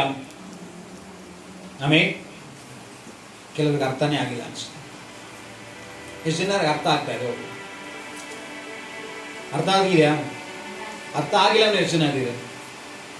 ಯಾರಿಗೂ ಅರ್ಥ ಆಗಿಲ್ಲ. ಅರ್ಥ ಆಗ್ಬೇಕಾದ್ರೆ ಒಂದೇ ಒಂದು ಕೆಲಸ ಮಾಡಬೇಕು, ದೇವರೇ ನನಗೆ ಅರ್ಥ ಆಗೋ ಥರ ನನ್ನ ಹೃದಯದಲ್ಲಿ ನೀನು ಬಂದು ವಾಸ ಮಾಡಪ್ಪ ಅಂತ. ಆಗ್ಲೇ ನಾನು ಹೇಳಿದಾಗೆ ನನಗೆ ಓದೋಕ್ಕೂ ಬರೋಕ್ಕೂ ಬರೆಯೋದಕ್ಕೂ ಬರೆಯೋದಿಲ್ಲ, ನಾನು ಹೆಂಗೆ ದೇವರ ಕೆಲಸ ಮಾಡೋಕ್ಕಾಗತ್ತೆ ಅಂತ ನೀವು ಯೋಚನೆ ಮಾಡ್ತಾ ಹೌದಲ್ವಾ? ನಿಮ್ಮ ಮನಸ್ಸನ್ನು ದೇವರಿಗೆ ಕೊಡ್ರಿ, ನಿಮ್ಮ ಮನಸ್ಸಿನಲ್ಲಿ ದೇವರ ಆತ್ಮನ ಬಂದು ವಾಸ ಮಾಡೋದಕ್ಕೆ ಬಿಟ್ಟು ಕೊಡ್ರಿ. ಇವತ್ತು ಮನಸ್ಸು ಇಲ್ಲಿದೆ, ಮನಸ್ಸು ಶರೀರ ಇಲ್ಲಿದೆ, ಅದು ಇವತ್ತಿಗೂ ಕೂಡ ಅನೇಕ ಆಲೋಚನೆಗಳು ಬೇರೆ ಕಡೆ ಇದೆ, ಈಗಲೂ ಕೂಡ ಬೇರೆ ಕಡೆನೆ. ಅದಕ್ಕೆ ಕೆಲವರಿಗೆ ಅರ್ಥನೇ ಆಗ್ತದೆ. ಅರ್ಥ ಆಗ್ಬೇಕಾದ್ರೆ ಮನಸ್ಫೂರ್ತಿಯಾಗಿ ದೇವರ ಆತ್ಮನನ್ನ ನೀವು ಕೇಳ್ಕೊಳ್ಬೇಕು. ದೇವರೇ, ನಾನು ಉಪಯೋಗಕ್ಕೆ ಬರುವುದಕ್ಕೆ ನನಗೂ ಕೂಡ ಸಹಾಯ ಮಾಡಿಕೊಡಪ್ಪ, ನನಗೂ ಆಸೆ ಇದೆ, ನನ್ನಲ್ಲಿ ಕೂಡ ಆಸಕ್ತಿ ಇದೆ, ನಾನು ಕೂಡ ಬಂದು ಮುಂದೆ ಆರಾಧನೆ ಮಾಡಬೇಕು, ನಾನು ಕೂಡ ಬಂದು ದೊಡ್ಡ ಸಭೆಯನ್ನು ಕಟ್ಟಬೇಕು, ನಾನು ಕೂಡ ಬಂದು ದೇವರಿಗಾಗಿ ಏನಾದ್ರೂ ಒಂದು ಮಾಡಬೇಕೆಂಬ ಆಲೋಚನೆ ನಿಮಗೆ ಬರಬೇಕು. ಹಾಗೆ ಬರುವಾಗ ದೇವರು ನಿಮ್ಮ ಸ್ಥಿತಿಗಳನ್ನ ಬದಲಾಯಿಸ್ತಾರೆ. ಇವತ್ತು ಯೋಚನೆ ಮಾಡ್ತಾ ಇದ್ರೆ, ನನ್ನ ದೇವರನ್ನ ನಂಬಿ ಬಹಳ ದಿನ ಆಯ್ತು, ನಮ್ಮ ಜೀವನದಲ್ಲಿ ಏನು ಅದ್ಭುತನೇ ಆಗಿಲ್ಲ ಅಂತ. ಹೌದು ತಾನೆ? ನೀವು ಕುತ್ಕೊಂಡವ್ರ ಕೈಲಿ ಹೇಳ್ತಾ ಇದ್ದೀರಾ, ನನ್ನ ಸಭೆಗೆ ಬಂದು ಎಷ್ಟು ದಿವಸ ಆಯ್ತು, ಇವತ್ತವರೆಗೂ ನನಗೆ ಏನು అద్భుతನೇ ಆಗಿಲ್ಲ. ఏమప్పా ఇది నాకేమీ అద్భుతం కాలేదే. అద్భుతం కాలేదంటే ప్రాబ్లం మన దగ్గరనే ఉంది. ఏమప్పా అంటే మనం అడగాలి. ఎంతమంది ఉన్నారు ఇప్పుడు అడిగేదానికి? అడుగుతారా? ఏం అడుగుతారంటే, ಅಪ್ಪ ಇವತ್ತು ನನಗೆ ಅದ್ಭುತ ಮಾಡಪ್ಪ, I want to be something for you. ನಾನು ನಿನಗೆ ಏನಾದರೂ ಆಗಿರಬೇಕು, ನಾನು ನಿನಗೆ ಏನಾದರೂ ನಾನು ಮಾಡ್ಬೇಕಂತ ನೀವು ಹೇಳ್ರೆ, ಯಾವಾಗಲೂ ನಾವು ಯೋಚನೆ ಮಾಡಿದ್ದೇನೆಂದ್ರೆ, ಏಸಪ್ಪ ನನ್ಗೇನಾದರೂ ಮಾಡಲಿ ಅಂತ.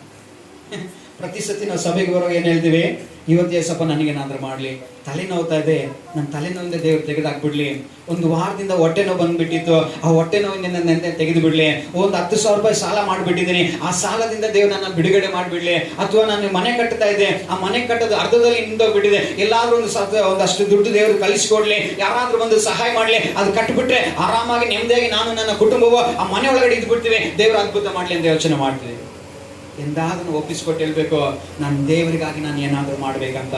ಆ ದಿನ ಇವತ್ತಾಗಿದೆ. ಎಷ್ಟು ದಿನ ಹೇಳ್ತಾ ಇದ್ದೀರಾ, ನಾನು ಇವತ್ತು ದೇವರಿಗಾಗಿ ಏನಾದರೂ ಮಾಡೋಕ್ಕೆ ನಾನು ಒಪ್ಪಿಸ್ಕೊಡ್ತಾ ಇದ್ದೀನಿ ಎಂಬುದಕ್ಕಾಗಿ. ಹಲ್ಲೆಲೂಯಾ. ಹಾಗೆ ಮನೆ ಕಟ್ಟೋದ್ರ ಬಗ್ಗೆ ಹೇಳುವಾಗ ಒಂದು ನೆನಪು ಬಂತು. ಒಬ್ಬ ವ್ಯಕ್ತಿಗೆ, ಒಬ್ಬ ಗಾರೆ ಕೆಲಸ ಮಾಡೋನಿಗೆ ಒಬ್ಬ ಗಣ್ಯ ವ್ಯಕ್ತಿಯನ್ನು ಮಾಡಿದಂದ್ರೆ ಒಂದು ಮನೆ ಕಟ್ಟುವ ಕೆಲಸವನ್ನ ಅವ್ರ ಕೈಗೆ ಒಪ್ಪಿಸ್ಕೊಟ್ರು. ಏನ್ ಮಾಡ್ರಪ್ಪ ಅಂದ್ರೆ, ಎಲ್ಲಾ ಜವಾಬ್ದಾರಿನ ಆತನ ಕೈಗೆ ಕೊಟ್ಟು ಬಿಟ್ರು. ಒಳ್ಳೆ ಕೆಲಸ ಮಾಡ್ತೀಯಪ್ಪ, ನಿನ್ನ ಬಗ್ಗೆ ನನಗೆ ಒಳ್ಳೆ ಅಭಿಪ್ರಾಯ ಇದೆ, ನಾನು ಎಲ್ಲರ ಕಡೆ ವಿಚಾರಿಸಿದೀನಿ, ನೀನು ಸುಂದರವಾಗಿ ಮನೆಯೆಲ್ಲ ಕಟ್ಟಿ ಕೊಡ್ತೀಯ ಅಂದೆ. ಹಾಗಾಗಿ ತುಂಬಾ ಜನ ನಿನ್ನ ಬಗ್ಗೆ ಕಮೆಂಟ್ ಹೇಳಿದ್ದಾರೆ. ಹಾಗಾಗಿ ನಿನ್ನಷ್ಟು ಶ್ರೇಷ್ಠನು ಇಲ್ಲಿ ಇಲ್ಲ ಅಂತ ಈ ಊರಿನಲ್ಲಿ, ನೀನೇ ನಮ್ಮ ದೊಡ್ಡದಾದ ಒಂದು ಬಂಗ್ಲೆನ ಕಟ್ಟಬೇಕಂತ ನಾನು ನಿನಗೆ ಜವಾಬ್ದಾರಿ ಕೊಡ್ತೇನೆ ಅಂತ ಆ ಗಣ್ಯ ವ್ಯಕ್ತಿ ಆತನಿಗೆ ಆ ಜವಾಬ್ದಾರಿನ ಕೊಟ್ಟು ಹೋದಾಗ ಅವ್ರು ಹೋಗ್ಬಿಟ್ರು, ಸೌದಿ ಅರೇಬಿಯಾಗೆ ಗಾಡಿ ಎತ್ಕೊಂಡು ಹೋಗ್ಬಿಟ್ರು. ಅವ್ರು ಮರಳಿ ಬರೋದು ಯಾವಾಗ ಅಂತ ಗೊತ್ತಿಲ್ಲ. ಆದ್ರೆ ಅವ್ರು ಕೇಳುವಾಗ ಅವ್ರು ಏನ್ ಮಾಡ್ತಾ ಇದ್ರೆ, ದುಡ್ಡನ್ನು ಕೊಡ್ತಾ ಇದ್ರು. ಏನ್ ಕೊಡ್ತಾ ಇದ್ರು? ದುಡ್ಡನ್ನು ಕೊಡ್ತಾ ಇದ್ರು. ಹಾಗೇನೆ ಏಸಪ್ಪ ನೀವು ಕೇಳುವಾಗ ನಿಮಗೆಲ್ಲ దుడ్డನ್ನು కొడతానే రోజులుగా మనం ఎప్పుడంతా అడుగుతామో అప్పుడంతా డబ్బు ఇస్తానే ఉంటారు. ఎలా అంటే అక్కడ ఎప్పుడు కమ్మినే లేదు, పరలోకంలో ಜಾಸ್ತಿನೇ ದುಡ್ಡಿದೆ. ಅವ್ರು ಕೇಳುವಾಗಲ್ಲ ಕೊಡ್ತಾನೆ. ಮತ್ತಾನೆ ಬರೆದ ಸುವಾರ್ತೆ 7ನೇ ಓದೋದು ಬೇಡ, ತೆಗೆ ವಾಕ್ಯಲ್ಲಿ ಹೇಳ್ತದೆ, ನೀವು ಕೇಳಿಕೊಡ್ರಿ, ನನ್ನ ನಾಮದಲ್ಲಿ ಏನ್ ಬೇಕಾದ್ರೆ ಕೇಳ್ರಿ, ನಾನು ನಿಮಗೆ ಸಪ್ಲೈ ಮಾಡ್ತೇನೆ. ಹೌದಲ್ವಾ? ಈ ವಾಕ್ಯ ಮಾತ್ರ ಬಲವಾಗಿ ಇಟ್ಕೊಂಡು ನಾವೇನ್ ಮಾಡ್ತೀವಿ, ಕಷ್ಟ ಬಂದಾಗ, ದುಡ್ಡು ಕಾಸುಗಳು ಬಂದಾಗ, ಹಣಕಾಸು ತೊಂದರೆ ಬಂದಾಗ మనం ಜೋರಾಗಿ ಕಣ್ಣಲ್ಲಿ ನೀರ್ ಬಿಟ್ಟು, ಅಪ್ಪ ನನಗೆ ಇವತ್ತು ಇಷ್ಟೊಂದು ಹಣ ಕೊಡು, ಅಥವಾ ನಾನು ಸಾಲ ಮಾಡ್ಬಿಟ್ಟಿದ್ದೀನಿ, ಇವತ್ತು ಸಾಲಗಾರ ಬಂದು ನಾನು ಬೈತಾನೆ, ಅವ್ನು ಬೈಯಕ್ ಮುಂಚೆನೆ ನನಗೆ ಇವತ್ತು ಸಪ್ಲೈ ಮಾಡ್ಬಿಡು, ನಾನು ತಪ್ಪಿಸ್ಕೊಳ್ಬೇಕು, ಅಲ್ಲ ಅಂದ್ರೆ ಅವ್ನ ಕಣ್ ಮುಂದೆ ನನ್ನನ್ನು ತಪ್ಪಿಸ್ಬಿಡು ಅಂತ ನಾವು ಕೇಳ್ತೀವಿ. ಹೌದಲ್ವಾ? ಇದು ನಮ್ಮ ಜನರಲ್ ಆದ ಒಂದು ಪ್ರಾರ್ಥನೆ. ಈಗ ನಾವು ವಿಷಯಕ್ಕೆ ಬರ್ತೀನಿ. ಆ ವ್ಯಕ್ತಿಗೆ ಆಗ ಗಾರೆ ಕೆಲಸ ಮಾಡೋನಿಗೆ ಆ ಜವಾಬ್ದಾರಿನ ಕೊಟ್ಟಾಗ ಅವನು ಕೂಡ ಪ್ರತಿ ವಾರ ಸೇವೆ ಎಲ್ಲ ಗಾರೆ ಕೆಲಸ ಮಾಡುವಾಗಲೇ ಶನಿವಾರ ಪೇಮೆಂಟ್ ಕೊಡು, ನೀವೆಲ್ಲ ಚೆನ್ನಾಗಿರ್ಬೋದು. ಹೌದಲ್ವಾ? ಆಗಿರುವಾಗ ಆ ವ್ಯಕ್ತಿ ಶುಕ್ರವಾರನೇ ಅವ್ರಿಗೆ ಒಂದು ಮೇಲ್ ಹಾಕ್ಬಿಡ್ತಾರೆ. ಈ ಮೇಲ್ ಹಾಕ್ಬಿಟ್ಟು, ಸರ್ ನನಗೆ ನಾಳೆ ದಿವಸ ಇಷ್ಟೊಂದು ಅಮೌಂಟ್ ಬರಬೇಕು, ನಮ್ಮೆಲ್ಲ ಗಾರೆ ಕೆಲಸ ಮಾಡೋಕೆ ನಾನು ಸಪ್ಲೈ ಮಾಡಬೇಕು, ದುಡ್ಡು ಸಂಬಳ ಕೊಡ್ಬೇಕು ಅಂತ. ಅದೇ ಆ ಗಣ್ಯ ವ್ಯಕ್ತಿ ಏನ್ ಮಾಡ್ತಾರೆ, ಎಲ್ಲ ಕೇಳುವಾಗ ದುಡ್ಡು ಕೊಟ್ಟರು. ಭಾನುವಾರ ಅವರೆಲ್ಲ ದುಡ್ಡೆಲ್ಲ ಸೆಟಲ್ಮೆಂಟ್ ಆಗ್ಬಿಡ್ತು. ಹೀಗೆ ಎಲ್ಲಾ ಕೆಲಸಕ್ಕೆ ಅವ್ರು ಕರೆಕ್ಟ್ ಆಗಿ ದುಡ್ಡು ಕೊಟ್ರು. ಯಾರು? ಗಣ್ಯ ವ್ಯಕ್ತಿ. ಗಣ್ಯ ವ್ಯಕ್ತಿ ಒಂದು ದಿವಸ ಬರ್ತಾರೆ, ಬಂದು ನೋಡ್ತಾರೆ ಅಂತ ಆ ವ್ಯಕ್ತಿಗೆ ಗೊತ್ತೇ ಇರಲಿಲ್ಲ. ಬಂದಾಗ ಆ ವ್ಯಕ್ತಿಗೆ ಫೋಟೋ ಎಲ್ಲ ಹಿಡಿದು ಕಳಿಸಿದ್ರು. ಇವತ್ತು ಈ ಗೋಡೆ ಚೆನ್ನಾಗಿ ಕಟ್ಟಿದ್ದೀನಿ, 8 ಅಡಿ ಗೋಡೆ ಕಟ್ಟಿದ್ದೀನಿ, ಈ ಕಡೆ ಒಂದು 8 ಅಡಿ ಗೋಡೆ ಕಟ್ಟಿನಿ, ಈ ಕಡೆ ಒಂದು 8 ಅಡಿ ಆಯ್ತು, ಈಗೆಲ್ಲ ಆಯ್ತು, ಮೇಲೆ ಶೀಟ್ ಹಾಕ್ತಾ ಇದೀವಿ. ಇದನ್ನೆಲ್ಲ ಪ್ರತಿ ವಾರ ಕೂಡ ಪ್ರತಿ ದಿವಸ ಅವ್ರು ಫೋಟೋ ಹಿಡಿದು ಕಳಿಸ್ಬಿಟ್ರು. ನೀವು ಕೂಡ ಹಾಗೆ ಗಡ್ಡ ಮಾಡ್ತಾ ಇದ್ರಿ ಅಲ್ವಾ? ಎಸಪ್ಪ ನೀನು ಕೊಟ್ಟಿದ್ದಿಲ್ಲ, ನಾನು ಇಷ್ಟು ಖರ್ಚು ಮಾಡಿದೆ, ಇಷ್ಟು ನಾನು ಬೆಳವಣಿಗೆ ಮಾಡ್ಕೊಂಡಿದ್ದೆ, ನಾನು ಇದಕ್ಕೆ ಉಪಯೋಗಿಸ್ಕೊಂಡೆ, ಅದಕ್ಕೆ ಉಪಯೋಗಿಸ್ಕೊಂಡೆ. ನೀವು ಕೂಡ ಎಸಪ್ಪನ ಹತ್ರ ಮಾತಾಡ್ತೀರ. ಹೌದಲ್ವಾ? ಎಷ್ಟು ಹೌದಂತ ಒಪ್ಕೊಳ್ತಾ ಇದೀರಾ? ಆಮೆನ್. ಹಲ್ಲೆಲೂಯಾ. ಒಬ್ರು ಕೂಡ ಪರವಾಗಿಲ್ಲ, ದೇವರಿಗೆ ಸ್ತೋತ್ರ. ಒಪ್ಕೊಳ್ಳೋರು ಇದ್ದಾರೆ, ಅದಕ್ಕಾಗಿ ಸಂತೋಷ ಪಡ್ತೀನಿ. ಹಾಗಾಗಿ ಆ ವ್ಯಕ್ತಿಯೇ ಹಾಗೆ ಅದನ್ನೆಲ್ಲ ಫೋಟೋ ಹಿಡಿದು ಮಾಡಿದ್ರು. ಇದ್ರ ಜೊತೆಲಿ ಅವ್ರು ಏನ್ ಮಾಡಿದ್ರೆ ಸ್ವಲ್ಪ ಕಳಪೆ ಕೆಲಸ ಕೂಡ ಮಾಡ್ಬಿಟ್ರು. ಆ ಕಳಪೆ ಕೆಲಸ ಮಾಡಿದ್ದು ಅವನಿಗೆ ಮಾತ್ರನೇ ಗೊತ್ತಾಗಿತ್ತು. ಅವನಿಗೆ ಗೊತ್ತಾಗಿರೋದನ್ನ ದೇವರ ಆತ್ಮ ಆ ಗಣ್ಯವಾಗಿ ತಿಳಿಯಪಡಿಸಿಬಿಟ್ರು. ಇವತ್ತು ಮಾಡ್ತಾರಂತ ಕೆಲಸವೆಲ್ಲ ಕಳಪೆಯಿಂದ, ಇವ್ನು ಮಾಡ್ತಾರೆ ಒರಿಜಿನಲ್ ಕೆಲಸ ಯಾವ್ದು ಇಲ್ಲ, ಇದೆಲ್ಲ ಡೂಪ್ಲಿಕೇಟ್ ಕೆಲಸ ಅಂತ. ಒಂದು ದಿವಸ ಅದೆಲ್ಲ ಕೆಲಸ ಎಲ್ಲ ಮಾಡಿ ಮುಗಿದಾದ್ಮೇಲೆ ಇನ್ನೇನು ಅದನ್ನ ನಮ್ಮ ತರಾನೇ ಅವ್ರು ಫಂಕ್ಷನ್ ಮಾಡ್ಬೇಕಲ್ಲ. ಏನ್ ಮಾಡ್ಬೇಕು? ಇವತ್ತು ನಾವು ಆನಿವರ್ಸರಿ ಮಾಡ್ತಾ ಇದೀವಿ, ಅವರತ್ತು ಓಪನಿಂಗ್ ಸೆರೆಮನಿ ಮಾಡ್ಬೇಕಾಗಿತ್ತು. ಹೀಗೆ ಓಪನಿಂಗ್ ಸೆರೆಮನಿ ಮಾಡುವಾಗ ಏನ್ ಮಾಡ್ಬೇಕು? ಗೃಹ ಪ್ರವೇಶ ಮಾಡ್ಬೇಕಂದ್ರೆ ಏನ್ ಮಾಡ್ಬೇಕಾಗಿತ್ತು? ಔತಣ ನಾನು ಸರಿ ಮಾಡ್ಬೇಕಲ್ವಾ? ಔತಣವನ್ನ ರೆಡಿ ಮಾಡ್ಬೇಕು. ಎಲ್ಲಾರನ್ನೂ ಗಣ್ಯ ವ್ಯಕ್ತಿಗಳು ದೊಡ್ಡ ದೊಡ್ಡ ಬಂಗ್ಲೆನ ಕಟ್ಟಿ ತೆರೀತಾರೆ ಅಂದ್ರೆ ಏನ್ ಮಾಡ್ತಾರೆ? ಎಲ್ಲರಿಗೂ ಕೂಡ ಆಹ್ವಾನವನ್ನ ಮಾಡ್ತಾರೆ. ಎಲ್ಲರಿಗೂ ಕೂಡ ಬನ್ರಿ, ನೀವು ದೊಡ್ಡ ವ್ಯಕ್ತಿ ಬನ್ರಿ, ಸಭೆಯಲ್ಲಿ ಇರೋರು ಬನ್ರಿ, ಜೊತೆ ಕೆಲಸ ಮಾಡಿದವರು ಬನ್ರಿ, ಎಲ್ಲರೂ ಬನ್ರಿ ಅಂತ ಪ್ರತಿಯೊಬ್ಬರನ್ನ ಕೂಡ ಅಲ್ಲಿ ಕರ್ಕೊಂಡು ಬಂದು ನಿಲ್ಲಿಸುವಾಗ ಎಲ್ಲರೂ ಕೂಡ ಬಂದ್ರು. ಎಲ್ಲರೂ ಬಂದಾಗ ಕೊನೆಯದಾಗಿ ಗಣ್ಯ ವ್ಯಕ್ತಿ ಹೇಳಿದ್ರು, ನನ್ಗೆ ಈ ಮನೆ ಉಪಯೋಗಿಸಕ್ಕೆ ಮನಸ್ಸಿಲ್ಲ, ಅದಕ್ಕಾಗಿ ನಾನು ಏನ್ ಮಾಡ್ತೇನೆ ಅಂದ್ರೆ ಇದನ್ನ ಕಟ್ಟಿದವನಿಗೆ ಈ ಮನೆ ಬೀಗಿದ ಕಾಯಿನ ಫುಲ್ ಕೊಟ್ಬಿಡ್ತೀನಿ, ಅವನೇ ಇಟ್ಕೊಂಡು ಚೆನ್ನಾಗಿರ್ಲಿ ಅಂತ. ನಿಮ್ಗೆ ಏನ್ ಅನ್ಸ್ತು?